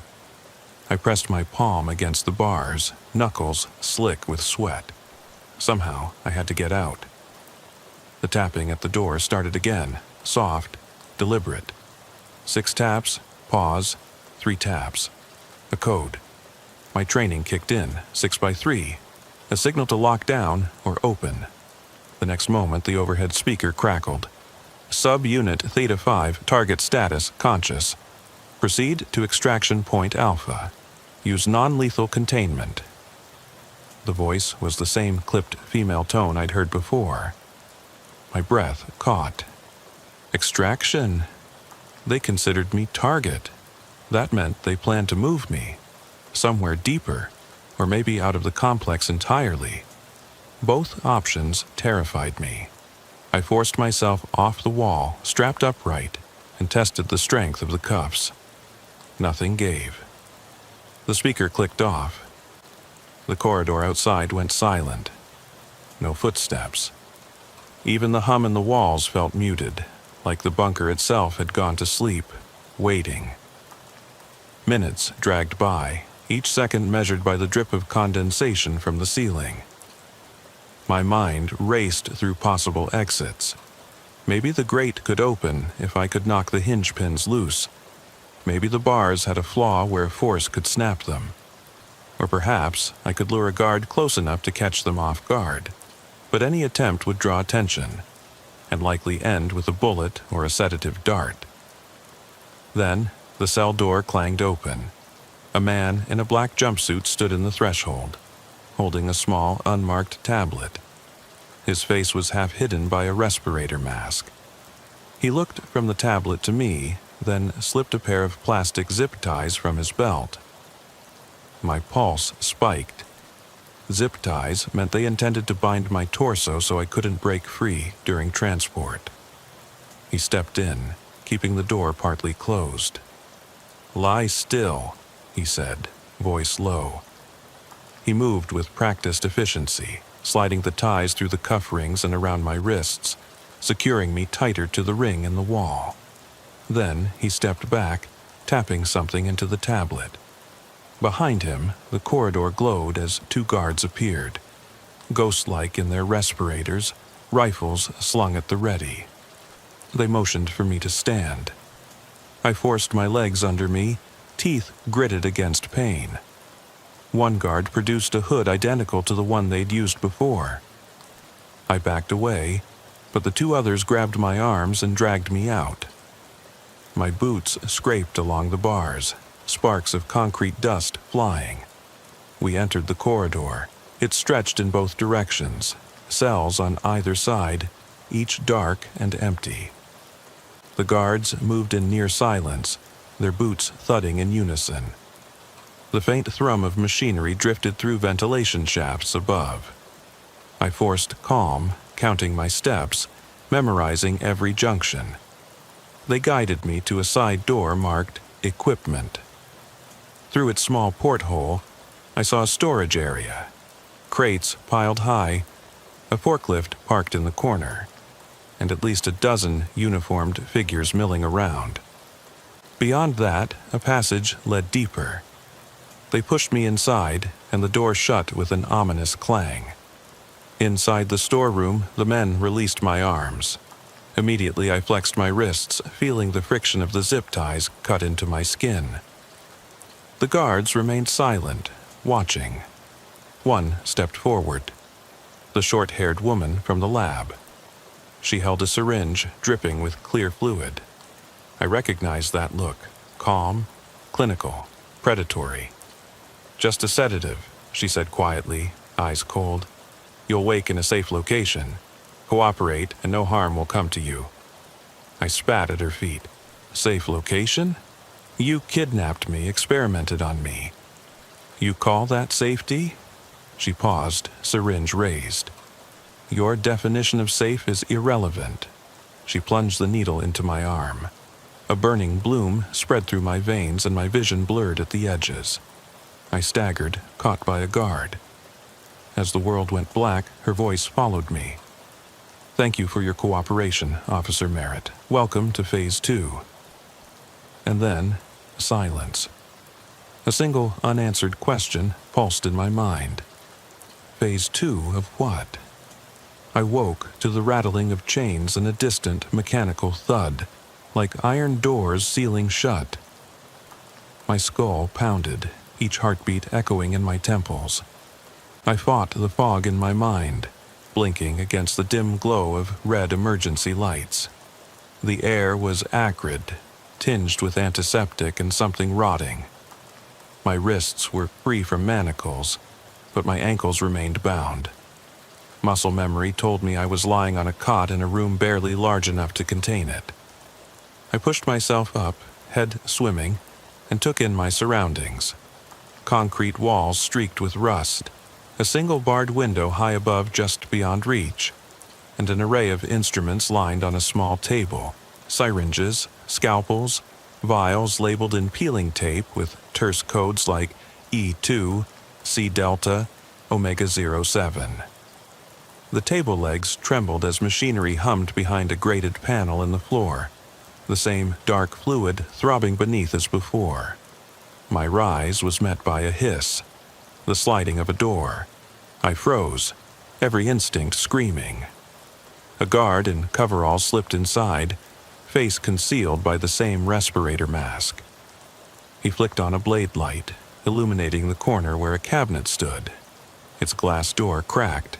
Inside, rows of jars containing severed samples of tissue suspended in formaldehyde. Labels numbered and dated. The guard clicked off the light and stepped toward me, footsteps heavy.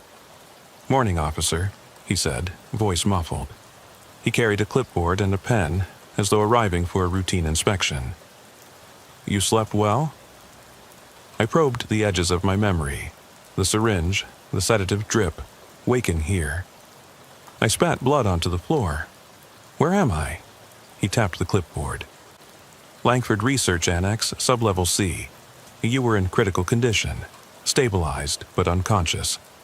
I ground my jaw. "Why am I here?" He studied me through the mask. "Containment breach. You were exposed.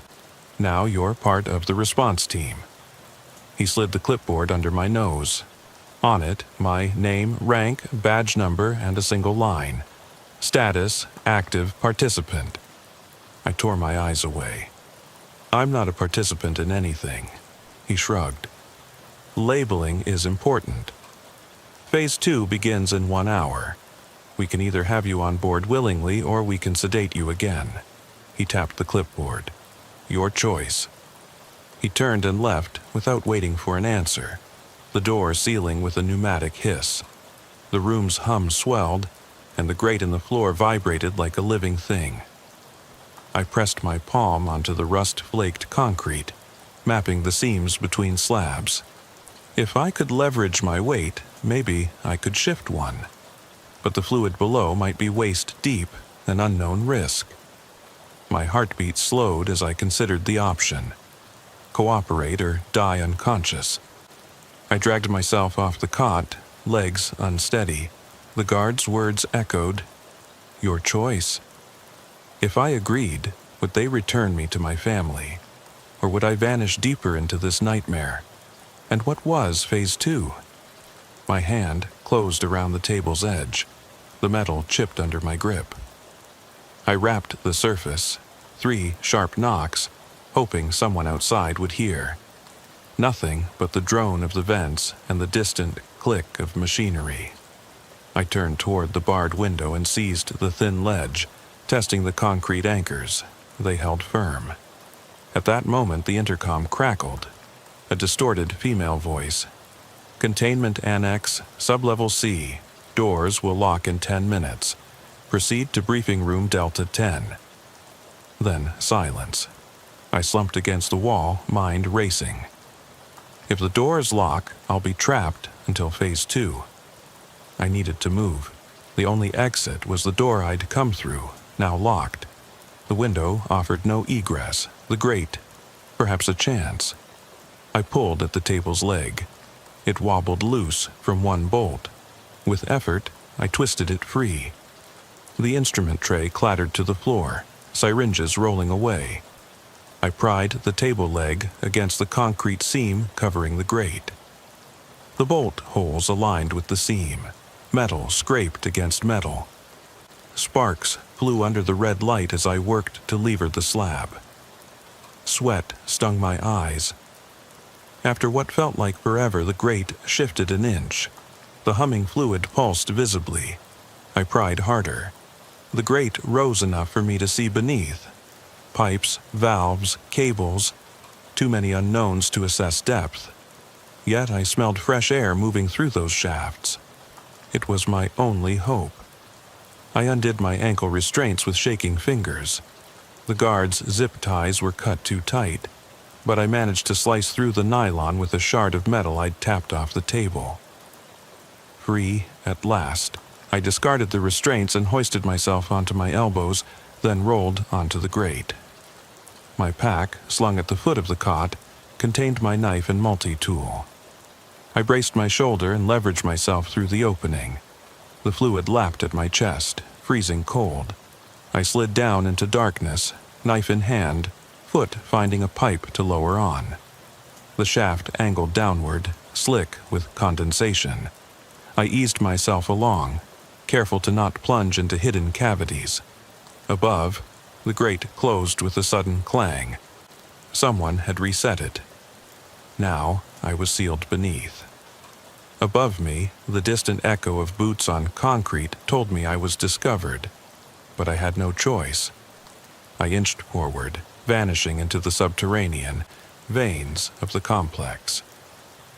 The corridor beyond the grate opened into a narrow service tunnel, dimly lit by flickering emergency strips overhead. The air was damp, suffused with the scent of mold and old oil.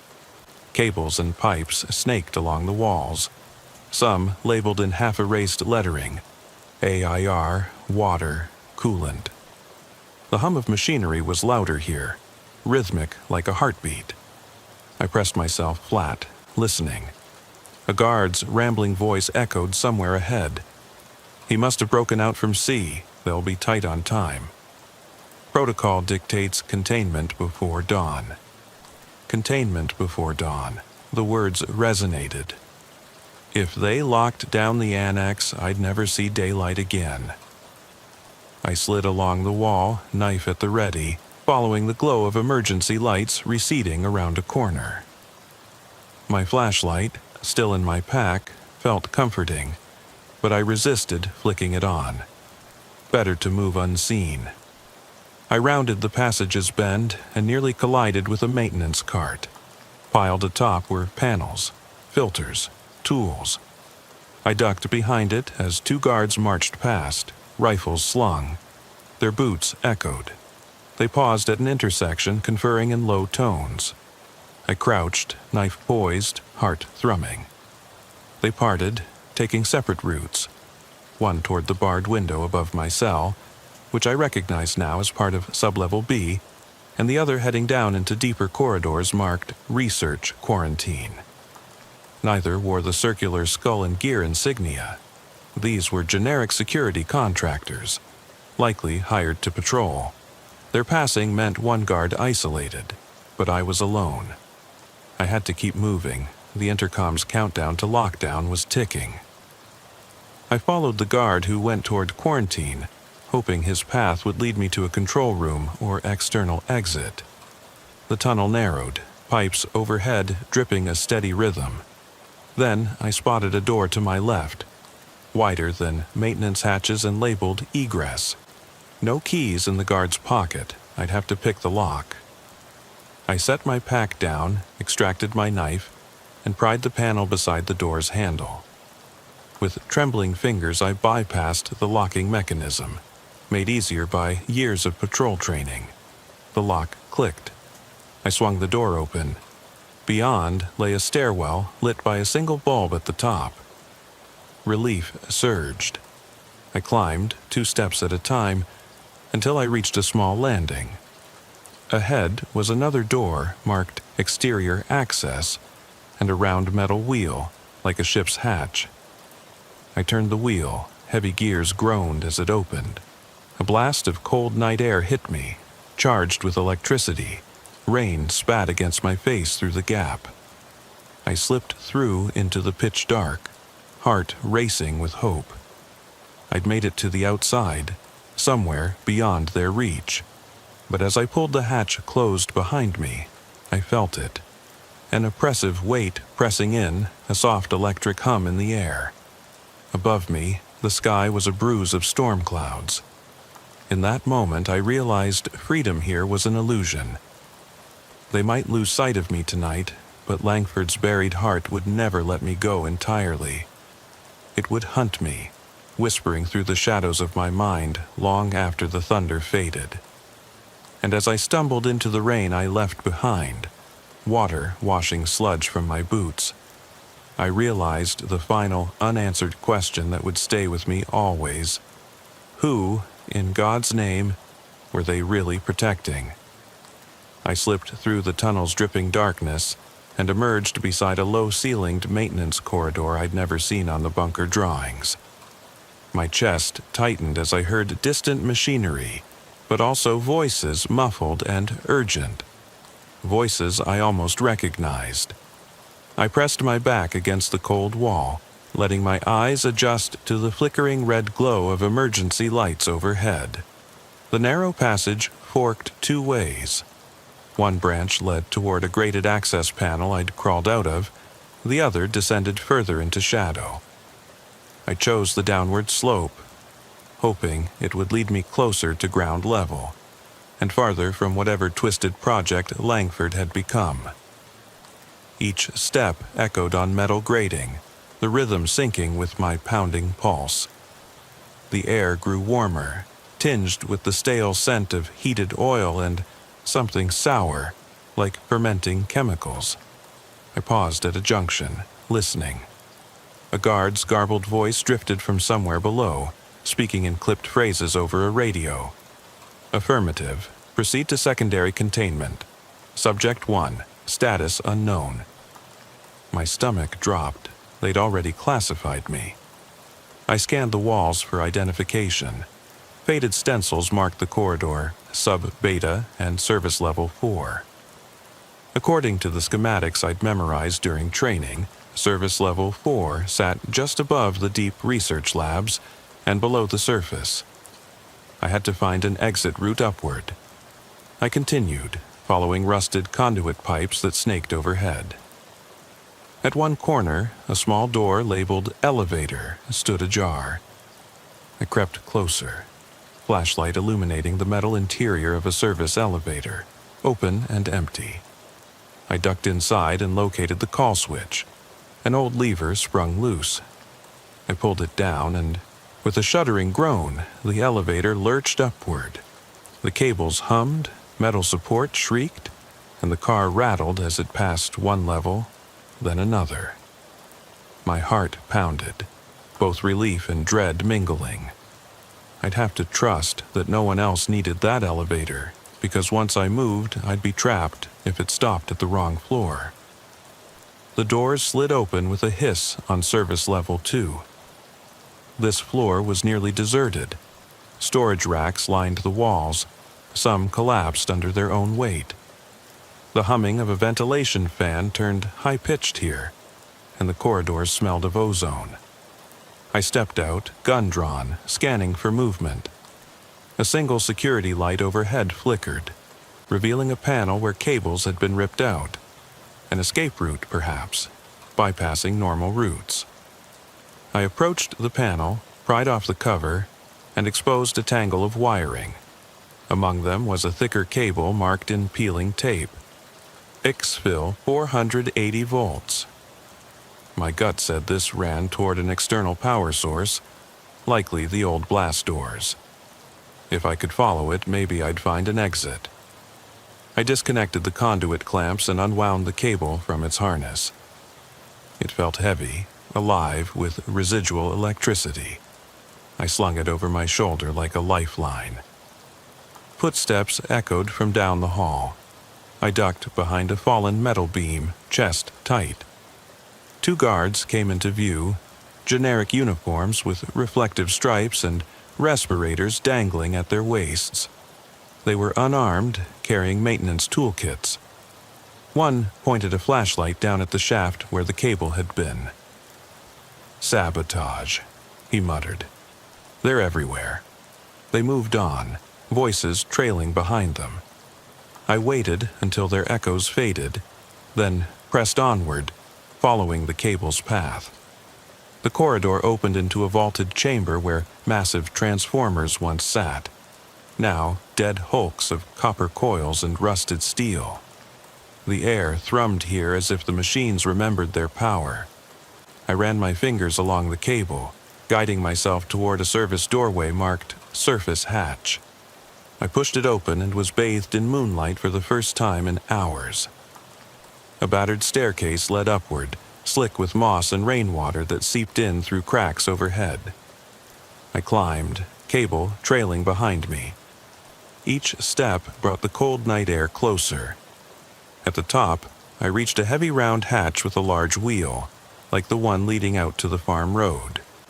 I turned the wheel, it resisted, then gave way with a hydraulic hiss. As the hatch lifted, the wind hit me. cold and sharp with the scent of pine and rainfall. A curtain of rain fell through the opening, pattering on my helmet and gear. I climbed out onto a narrow service platform, wet wood creaking beneath my boots. Below, the compound's perimeter fence lay in shadow, distant red strobes blinking. I ducked and crawled across the platform, using the cable as a guide. It led to a utility pole where a junction box had been left open. Inside, the wires ran off into the night toward a cluster of maintenance sheds. I followed them, sloshing through mud and broken glass. Suddenly, a spotlight snapped on behind me, blinding white. I froze, heart pounding. A drone of a high-caliber rifle charging sounded. I risked a glance. A guard tower across the yard, silhouette of a heavy weapon pointed directly at me. A radio crackled. "Unidentified subject on the ridge, take caution." I raised my hands, stepping into the light. Rain streamed off my coat and mud clung to my boots. The guard tower rifle mounted swung to track me. I measured my options. Drop the cable and raise my hands, or try to sprint for cover in the darkness. My mind raced. Then a second spotlight cut across the compound, sweeping toward the east boundary. Footsteps thundered behind me, heavier, deliberate. I turned to see the short-haired woman, flanked by two guards, striding down the muddy slope, rifles at the ready. Her respirator glinted under the spotlight. She raised a pistol and called out, "Merritt, stand down." My lungs burned. The fence was 40 yards away, beyond it, dark woods. If I could slip into the trees, maybe outrun their night vision. But the rifle in the tower and her pistol cut off my angles. I gripped the cable, weighing my choices. Then another light snapped on. A handheld spotlight to my right. I pivoted and saw a second figure emerging from the shadows. A man in coveralls, helmet, insignia mask, raising a flare pistol. He fired. The flare arced overhead, trailing sparks. Darkness gave way to orange light, illuminating the entire compound. In that harsh glow, I saw barricades of shipping crates, guard towers lining every angle, and dozens of men converging on me from every direction. My breath caught. I was completely surrounded. The high rifle tracked my left, the flanking guards on my right, the tower's weapon focused above, and the compound lights revealing any possible escape routes. I tightened my grip on the cable, watching the woman advance. Flare light swinging over her face. She spoke into a radio. Target confirmed. Prepare the sedative rounds. Her lips curved in that same humorless smile. I took a breath, weighed the cable in my hand, my only leverage, and realized there was no running. My only chance was to fight the darkness with something they hadn't anticipated. I yanked the cable free from the junction box, yanking the wires loose. Sparks flew, and the power grid of the entire compound flickered. Lights died in a domino effect. The spotlight in the tower blinked out. Flanking guards shouted into their radios as their weapons powered down. The flare's light dimmed, then went dark. Rain pounded on my helmet, the compound submerged in blackout. I stood in near total darkness, the only illumination my fading flashlight beam. I dropped the cable, raised my pistol, and called out, "Merritt, badge 4532, I'm coming through." Footsteps froze. The woman slipped behind cover. I flooded the nearest guard's chest with hail from my flashlight, blinding him. Then I sprinted toward the darkness beyond the fence, rain and mud spattering my face. Behind me, alarms began to wail, electrical surges triggering emergency generators. I kept running until I collapsed in the tree line, gulping cold air. The compound lights flared on again, spotlights stabbing through the woods as guards poured out of the gate. But their night vision couldn't compensate for the mud slick and falling rain. I vanished into the trees, soaked and bloodied, but alive. As I lay in the underbrush, chest heaving, I realized the compound's blackout had been temporary. Their backup systems would kick in soon, and they would hunt the forest edge until they found me, or forced me back. I closed my eyes against the storm, the final, twisting thought echoing in my mind. If I survive the night, what becomes of the lives they've contained below, and of the darkness I carry with me forever? In the days that followed my escape, I never stopped moving. The rain-soaked forest gave way to winding county roads, abandoned farmhouses, and backwoods hollows where I learned to sleep with one eye open.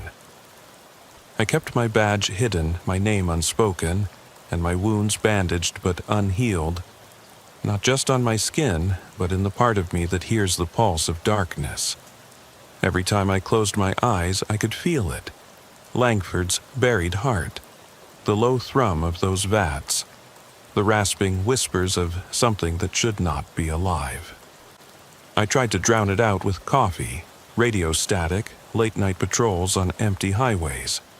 But even the roar of my cruiser's engine couldn't silence the echo of those cells, the sight of that hooded figure, or the knowledge that whatever they'd released was still out there. I reached out to federal authorities, FBI, CDC, even congressional aides. I handed over every photograph, every file I'd managed to smuggle out. The VATs, labeled Batch 17 to 19, the videos from the command camera, the notes on Operation Black Falcon, the redacted memos about Phase 2. At first, they listened. Then, they passed me from desk to desk, promising investigations underway, hearings scheduled, protections imminent. But every lead went cold, phone lines went dead. My secure email account was locked. That hum started again in my apartment. Appliances charging on their own, lights flickering in patterns I recognized from emergency strips underground. I began finding strange symbols drawn in chalk on the back roads I used. A serrated gear around a skull, half erased by rain but always legible enough. My tires cut through them at dawn, but next time I returned, they were back. My mailbox contained nothing but a single photo. My own face, taken at night. Angles matching the view from one of their hidden cameras. Standing at the grate beneath my cell, illuminated by faint red light. One morning, I answered a knock at my door to find a man in coveralls, no insignia, respirator slung at his side, clipboard in hand. He flashed a badge so worn I couldn't read it. He told me he was reassigned to my case, that he'd provide new protection. His eyes were empty. He handed me an envelope stamped Phase 3 and said simply, "We'll be in touch." I closed the door and sat on my couch. The envelope lay on the coffee table, its seal broken. Inside was a single sheet of paper with one line typed in red ink. "Containment is your new mission." I burned that paper in the fireplace, but the words still burned in my mind. If I was to contain them now, did that make me one of them? A warden of nightmares? Last night, I dreamt I was back in that lab at Redwood, standing before Batch 17 as its lid opened on its own. The hooded figure stepped out, water dripping from its sleeves, and pressed a cold hand to my chest. I woke to rain on the window and the low hum of my refrigerator. But I heard something else beneath it. The faint, rhythmic pulse of metal against metal. I checked my phone. No messages, no missed calls. Just one new photo in my gallery. A picture of my own apartment, taken from the darkened hallway outside. And I know they're watching. My badge might still be tucked in my pocket, but the lines between hunter and hunted, protector and prisoner have blurred. I'm left with one question that refuses to let me sleep. When the real experiment begins, will I be the one containing the darkness, or will it contain me? I spent the next week chasing shadows, Every lead I uncovered wove me deeper into a web I wasn't sure I wanted to untangle. At dawn, I traced county records to a defunct logging road that skirted the old redwood facility. Only now, the entrances had been obliterated under new layers of asphalt, indistinguishable from the surrounding tarmac. At night, I drove past shuttered warehouses in distant towns, tracing rumors of unmarked delivery trucks offloading steel containers stamped with the same serrated gear skull. Each time I arrived, the yard sat empty, as if someone had pulled up stakes minutes before I got there. My apartment became a vault of evidence, maps marked with GPS points, photos of vats and skeletons, sequences of timestamps showing how they moved me from Redwood to Langford and beyond. I replayed the footage until my face on the screen looked like a stranger, haunted, hollowed. I cataloged every detail, the color of the emergency lights, the particular rasp in the voice that called me participant, the way those hats glowed with something inhuman. I began to hear the hum even in the quietest moments.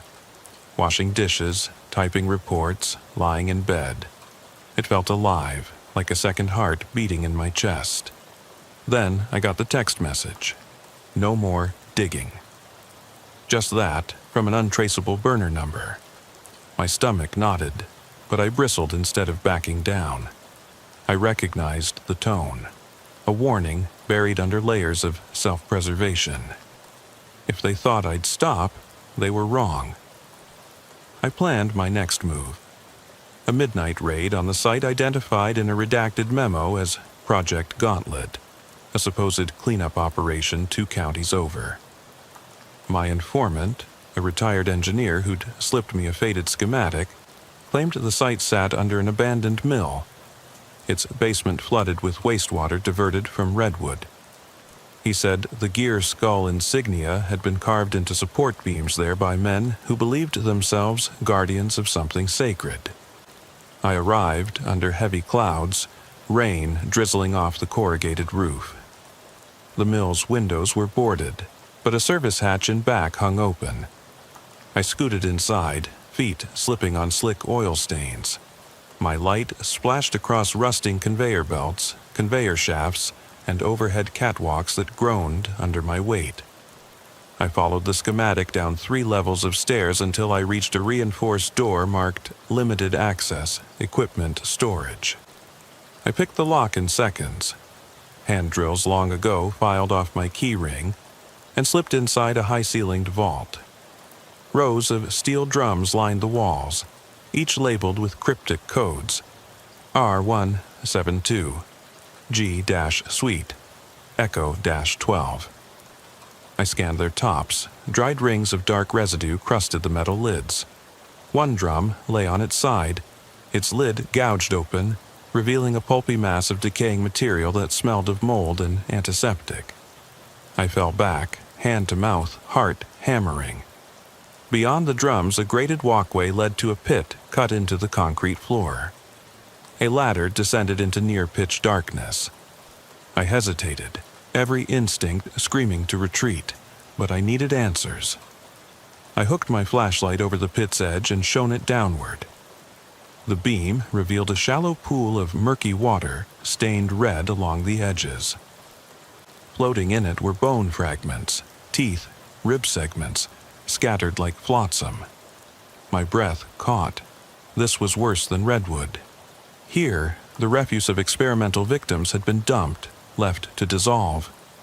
I climbed down, boots cold in the liquid. Each step echoed in the chamber. At the bottom, I knelt and pressed my gloved hand into the water, feeling grit and bone shards shift beneath. A flash of movement caught my eye, the glint of glass jars half submerged along the wall. I waded over and hauled one free. Inside, suspended in a cloudy solution, a human heart, stripped of tissue, preserved in formaldehyde. It bobbed against the glass, valves and vessels traced in black. Someone had gone to elaborate lengths to keep this organ intact. I felt bile rise in my throat, but forced myself to lift the jar, secure it under my arm. As I turned, I heard footsteps above, metal on metal. Voices, muffled but urgent. I fumbled for my radio, but the battery was dead. I ducked behind a drum, heart slamming so hard I thought it might burst. The voices grew louder, accompanied by the drone of a generator powering up somewhere, likely the pit's pumps. A flood of emergency lights cut on overhead, burning the darkness into harsh white. The drums cast long shadows across the water. Men in coveralls swarmed the pit's edge. One held a rifle. Another carried a thermal scanner that painted my hiding spot in red on a handheld display. My mind raced. Could I make it back through the maze of drums? Or would I be trapped here, surrounded? I weighed my options. My phone lay in my pocket. I might yet call for help. But whom could I trust? The local sheriff's office had turned me away. Federal agents had ghosted me. If I radioed them now, they'd trace the call, and I'd lose the element of surprise. Plus, they might not come. Not after all the evidence vanished or got redacted. I lifted the jar, heart beating in my chest like a second drum, and stepped into the open. The men froze. I raised a fist, voice steady. I'm unarmed and alone, but I have what you're hiding. I pounded the jar against my palm, denting the glass. It cracked, a spiderweb fracture across its surface. They hesitated, then advanced. The man with the scanner pointed it at the cracks. A single report on his display. Containment compromised. Subject 4532 at risk. He looked at me, eyes darting between the jar and my face.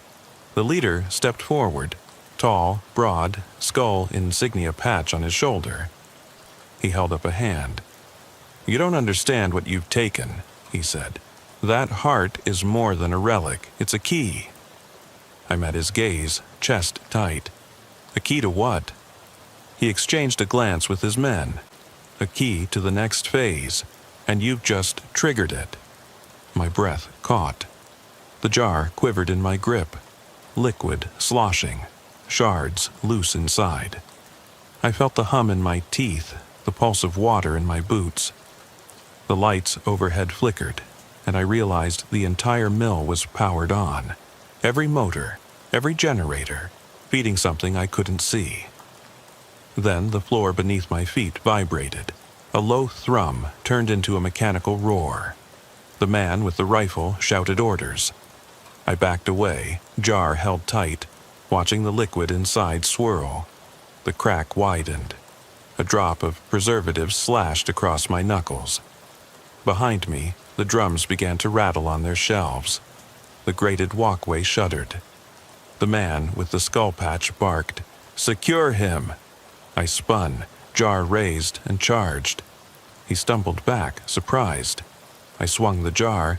Glass exploded against his chest, spraying formaldehyde and heart tissue across his coveralls. He staggered, clutching his chest as though the organ's last beat had stopped his heart, cold. The other men froze, then lunged. I bolted across the drums, shards cutting my palms, formaldehyde stinging my eyes. The pit's pumps whined, water churning. I leapt up the ladder, knees scraping concrete, jarless but still clutching bone and glass shards. At the top, the exit hatch banged open. I tumbled into the mill's backyard, rain pelting my shoulders. The men spilled out behind me, shouting. Floodlights snapped on, but I didn't slow down. I pierced the night, disappearing into the downpour, bone fragments and glass in my pocket. The pump's roar fading behind the shelter of trees. Even now, the sound clings to me. The roar of containment breaking, the drip of that hardish water, the echo of my own boots on the mill's metal floors. I don't know what key I carry or what door it might open, but the question that follows me through every storm, every blackout, every restless night is sharper than any glass shard. What unlocks when the final gate falls? And who will live to see it? I still wake to the phantom scrape of a metal latch turning in the dark, even though I know I locked that gate myself. It was late October when I first set foot inside the old missile assembly yards north of Millhaven, a sprawling compound of rusted launch tubes and overgrown access roads marked Danger, Authorized Personnel Only. My partner and I had been called in after some joggers reported hearing voices echoing from within the perimeter fence. The joggers said the gate was chained tight, the warning signs fresh, yet they heard footsteps and distant laughter that stopped whenever they tried to peer through the chain-link mesh. They thought it was kids trespassing. I thought differently. We arrived just before 2 a.m. The rain was coming down in sheets, turning the gravel driveway into slick mud that splashed up against the cruiser's doors. My partner, O'Neill, stayed by the truck with the spotlights trained on the fence line. I climbed out, water dripping from my coat collar, and hit the gate chain with the flashlight. No movement, no footprints in the mud leading up to it, and no signs anyone had touched it for weeks. The jogger's story didn't add up. Nothing about a secured compound sounds like a late-night playground. I radioed it in. 4 Bravo, fence secure, no tracks. Hearing voices reported just inside. Stand by. O'Neill's tone crackled back. Copy that. You cleared to breach if you need. I paused, hand on the bolt cutters. The weather mask I wore fogged immediately, turning my world into a misty tunnel. I angled my head down, tightened my grip, and, snap, cut through the chain. The gate swung inward with a low moan that vanished in the drizzle.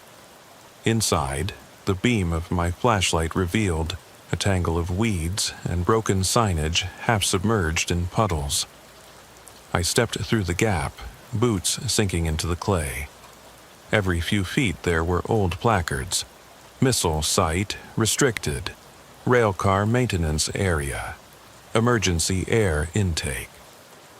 Their letters had long faded, but the shapes still pressed warning into my mind. The compound was supposed to be decommissioned in the early 90s and stripped clean. Yet here were reminders of its purpose, relics of a past hurricane that no one bothered to haul away.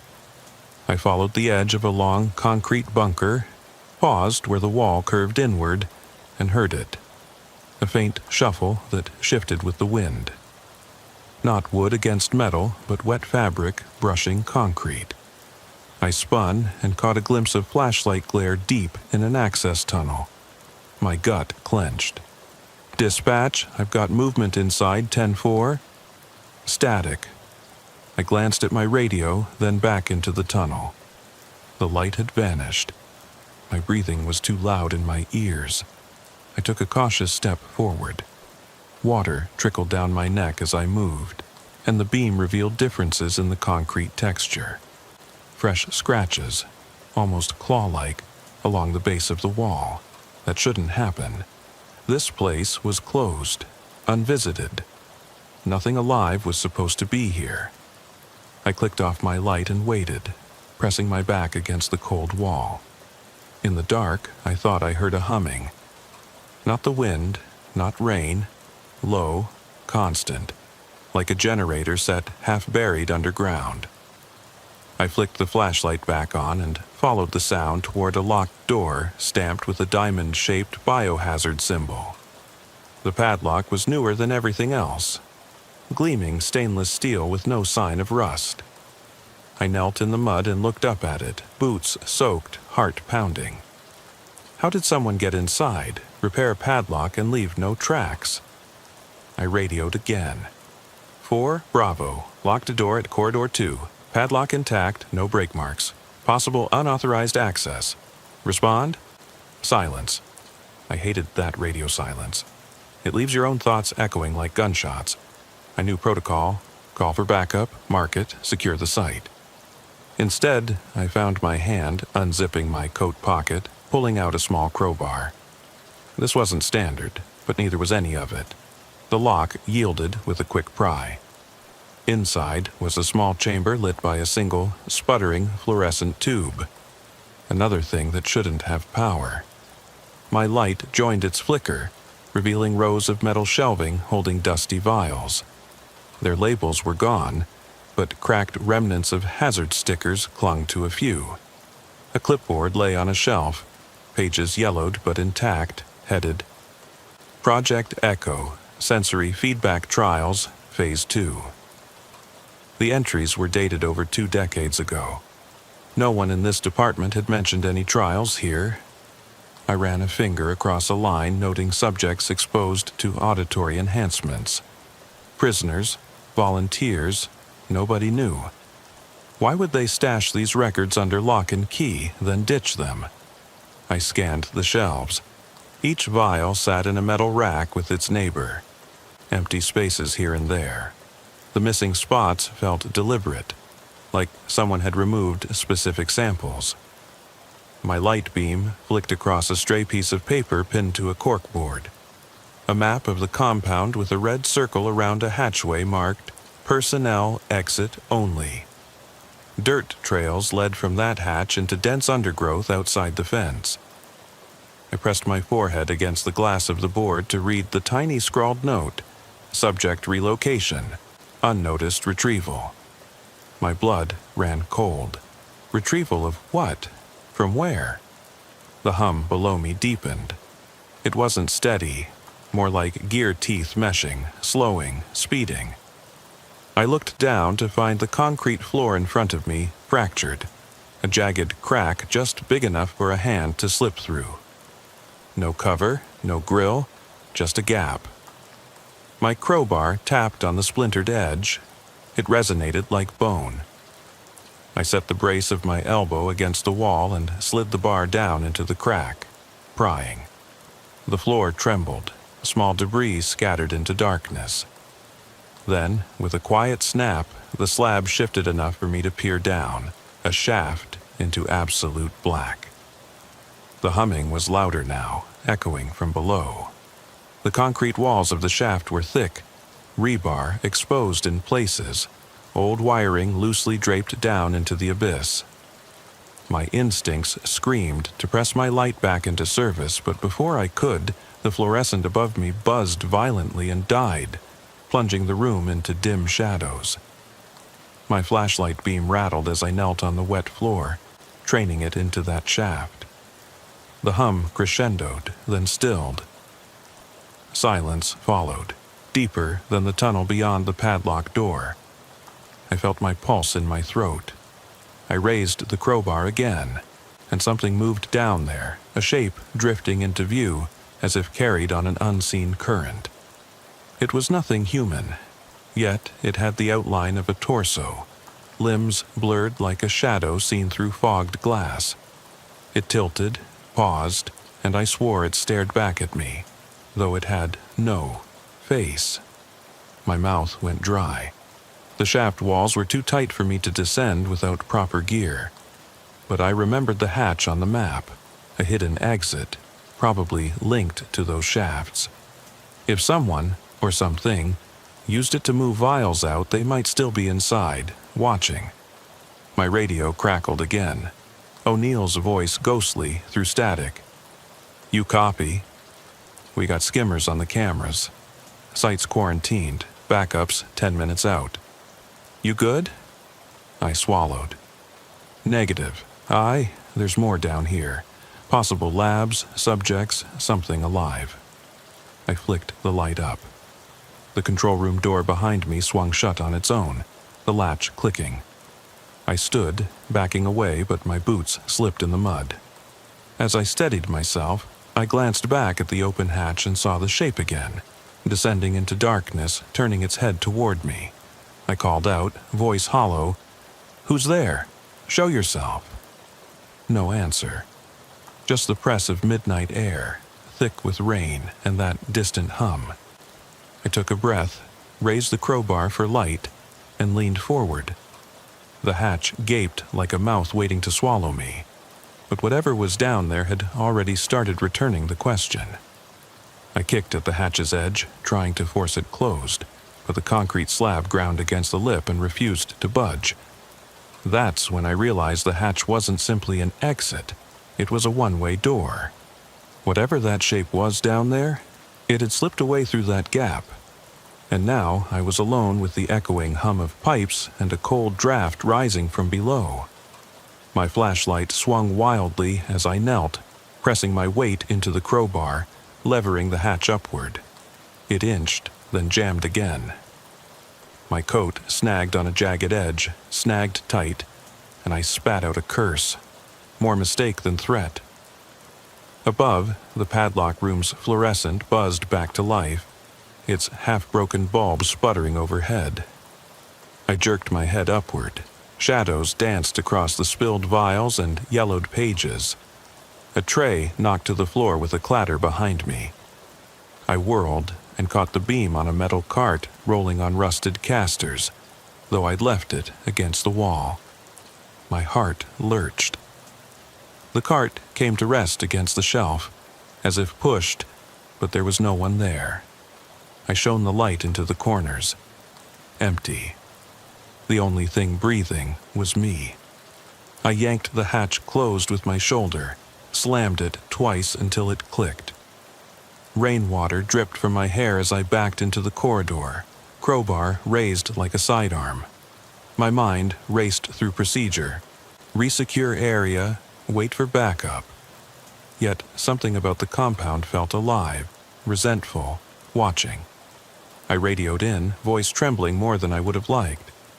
Dispatch, lock that hatch. Someone's down there. I don't know what, but it's moving. Static. Then O'Neill, calm but clipped. Roger. Cameras are back online. Gates locked. ETA 5 minutes. Can you hold until then? I swallowed, pressed the radio tighter. Hold. I'll do my best. The corridor's edge curved away into darkness. I switched off the sputtering overhead light and clicked my flashlight on, following the tunnel deeper. Every drop of water on the concrete roof sounded like a sniper's shot. Each breath felt loud enough to betray me. Past the padlocked door, the corridor branched. One path slanted upward toward what looked like an emergency exit sign, paint flaking off the walls. The other turned downward, toward a grated vent that vibrated with low resonance. I chose down, back toward the center of the compound, because the structure of these sites always placed central utilities in the lowest levels. If there was a generator keeping lights on somewhere, it would be down there. I needed to understand what was powering this place at 3 a.m. My boots clunked over metal grating, echoing through a shaft large enough to drive a truck through. That hum grew into a mechanical heartbeat. Steam hissed from pipes overhead, and the smell of ozone stung the back of my throat. I paused at a junction where water pooled against the wall, tracing fresh footprints that disappeared into the mist. The prints were too small for O'Neill's boots, too human to be animal, but they led away from the grated floor toward a heavy blast door. It was arched steel, scored with deep gouges, and stamped Testing Bay. No padlock, just a latch that had been oiled recently. I placed my hand on the latch. My knuckles whitened as I tugged. It swung open inward, and I flicked my light across a vast chamber lined with observation windows. Each window looked onto a separate cell or test chamber. Some were empty, others contained odd contraptions. A chair bolted to the floor with restraints, a series of microphones pointing inward, and a tangle of cables leading through tiny apertures in the walls. One chamber held a desk cluttered with loose pages, handwritten logs, medical forms, scribbled names with dates. I crouched at the glass and read, Subject 23, Non-compliant auditory feedback. Required dosage at 2300 hours. Subject 24. Voluntary dropout. Faint signals detected in EEG tracings. Transfer to Bay B2. Subject 25. Irregular heartbeat. Auditory hallucinations reported. Procedure delayed. The date stamp read October 1994. Then I noticed newer entries scrawled in the margins. Continue trials. Increase isolation. Recover subject if feasible. Those notes weren't 25 years old. They were fresh, written in pen that hadn't fully dried before being thumbed. My pulse raced. Somebody was still running experiments here, using humans for auditory conditioning, and I'd stumbled into the nerve center. A noise from the next chamber made me spin around. A soft thump, like someone shifting in a cot. I played the beam across the windows. In Bay B2, I saw movement beyond the glass. A figure slumped in a chair, head tilted, breathing too slow to be natural. My light caught the reflection of his eyes, wide, unblinking, staring. The glass had condensation halfway up, but the face was clear, gaunt, hollowed cheeks, mouth slightly open. It turned toward me, lips moving, but no sound came through the thick glass. The figure raised a hand and pressed it against the pane, smearing a fingerprint through the mist. I swallowed and stepped back. The chamber door beside me slid shut with a pneumatic hiss. I whipped around to find another chamber door at the far end, sliding open, though there was no control panel in sight. My radio crackled with static that resolved into O'Neill's voice. "Boss, you okay?" "We're seeing shadows on camera, like silhouettes pacing." I shook my head, unsteady. "There's someone in here, subject, something, alive. We need extraction now." I half expected backup to barrel through, guns drawn. Instead, the corridor remained empty, lights flickering overhead. The mist thickened, and I could hear my own breath forming fog in the beam. I moved past the observation windows toward the chamber, heart hammering. The log sheets fluttered as if stirred by a breeze, though air vents were sealed. I spotted a keypad on the wall beside the chamber door. A touchscreen cracked. A prompt blinked. Enter code. Beneath it, someone had scrawled in marker, "Just want to hear you." My throat closed. I couldn't tell if the message was a plea or a threat. My radio bleeped, and I dropped it. The dials spun wildly, then settled on a new channel. A distorted voice whispered, "You shouldn't be here." It was my voice. My own tone played back through the radio, slowed and trembling. The moment I lifted my hand to cover my mouth, a door slammed somewhere behind me. The lights dimmed, and the fluorescent above the hatch began to flicker again. Then the whisper came from the chamber speaker. "Please, listen." I froze. The chamber door slid open. The figure inside remained motionless, gaze fixed on nothing. The lights cut out entirely, and I was left with only the red glow of the keypad and the hum of hidden machinery. My flashlight's beam bounced across the metal floor, and in that twisted glare, I saw something leaning in the doorway behind me. An outline that matched my own shape.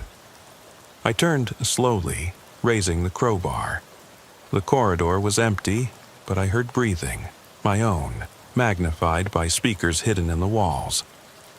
I stepped toward the keypad, fingers trembling, and typed the only code I could think of, my badge number. The screen flashed green. The chamber door groaned open wider, but it didn't reveal the subject. Instead, the wall beyond it slid aside into a hidden alcove, and a staircase whispered downward. I looked back at the padlock chamber, at the rafters where wires snaked through broken ducts. I realized then that I was deeper than I intended, drawn by the promise of answers but trapped by my own curiosity. The hum returned, steady, insistent, like a heartbeat in the dark. My radio coughed and O'Neill shouted, "Hang tight, we're on site, do not engage." But I was already halfway down the stairs, each step ending in wet stone that gleamed under my light.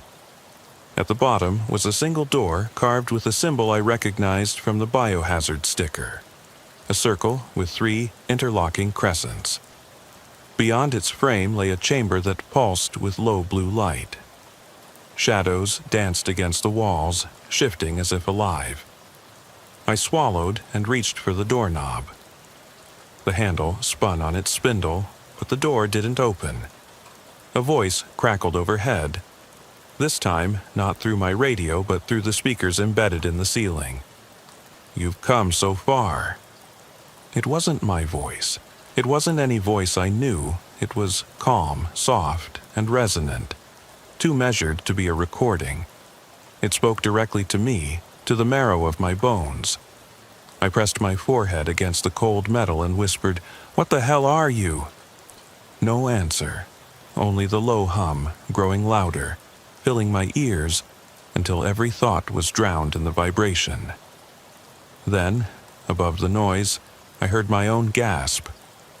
The doorknob clicked, and the door swung open just enough to let a sliver of that blue light escape, meant outside or to another wing. I pressed my palm to the bar and shoved. The door swung open into a dim hallway with no lights. In the darkness, I could hear every breath, mine and something else's, ragged, paced, deliberate. I clicked my radio. 4 Bravo, I'm in a secondary corridor, no headlights. Proceeding to exit, static, no response. All I heard was that second breathing. I reached for my flashlight, but it was gone, left behind in the tube chamber. My hand shook as I patted my pockets. Nothing. No crowbar, only the key card. I squared my shoulders and slid the bar down with both hands. The door eased open, revealing a staircase spiraling upward. The stairs smelled of oil and mildew. I climbed, counting each step. 1, 2, 3. The breathing echoed, matching my pace, sometimes falling behind, sometimes rushing ahead. By step 17, my lungs burned. I paused on a landing and looked up. A single exit door, bright red, labeled Staff Egress, with a small window. Beyond the window, I saw a tangle of tree branches and a patch of moonlight. Outside. I took one more step and footsteps above me. Heavy, deliberate. Not mine. I tensed and reached for the door handle. It was hot to the touch. Cold air bled in. Outside, wind rattled the window. I gripped the handle and pushed, but the door was locked. A badge reader sat to the right, red light pulsing. I pulled the key card from my pocket and swiped. It clicked green. I shoved again and the door edged inward. A rush of wind blasted down the stairwell, carrying rain and distant thunder. My pulse pounded. I felt exposed, like animals slinking through the dark would see me first. I pushed all the way and lunged out into a grove of pines. The night air was sharp and alive. Moonlight glanced off wet branches. I sprinted between trees until I found a gravel path that led back toward a chain-link fence. My boots slid over mud. I glanced back. The compound's walls rose behind me, silent. No lights, no hum, no movement, just stillness. I reached the fence, yanked it open, and dashed through the torn chain. My radio crackled to life. O'Neill, breathless on the line. "Jesus Christ, where are you?" I panted. "Outside." I'm okay." He barked orders. "Get to the cruiser." "We're pulling cameras, locking it down." I didn't argue. I collapsed against the fence, hands on my knees, breathing in deep lungfuls of pine-scented air. Afterward, at HQ, I checked the logs. CCTV showed me limping out through the gate, hands raised, but nothing else. No record of me inside the compound. No evidence of lights, no cameras, no biological tubes. Supplies and manifests listed decommissioned equipment only. The maintenance crew's logs made no mention of key cards, working fluorescent fixtures, or a working piped duct. The files on Project Echo were marked classified, destroyed. I've never gone back. Every night since, I hear that hum when I close my eyes, feel the shape drifting in the blue glow, and wonder whose face I saw pressed against that condensation. There's a file missing from evidence, my flashlight with its beam still warm to the touch, left behind on the control console. And I can't shake the voice that promised, "Please, listen." Now, when I drive by the old missile yards, the gate looks like it always did, rusted, forgotten. But every so often, I pause, and I swear I can hear the hum through the silence, calling me back to that blue-lit chamber, waiting to be heard.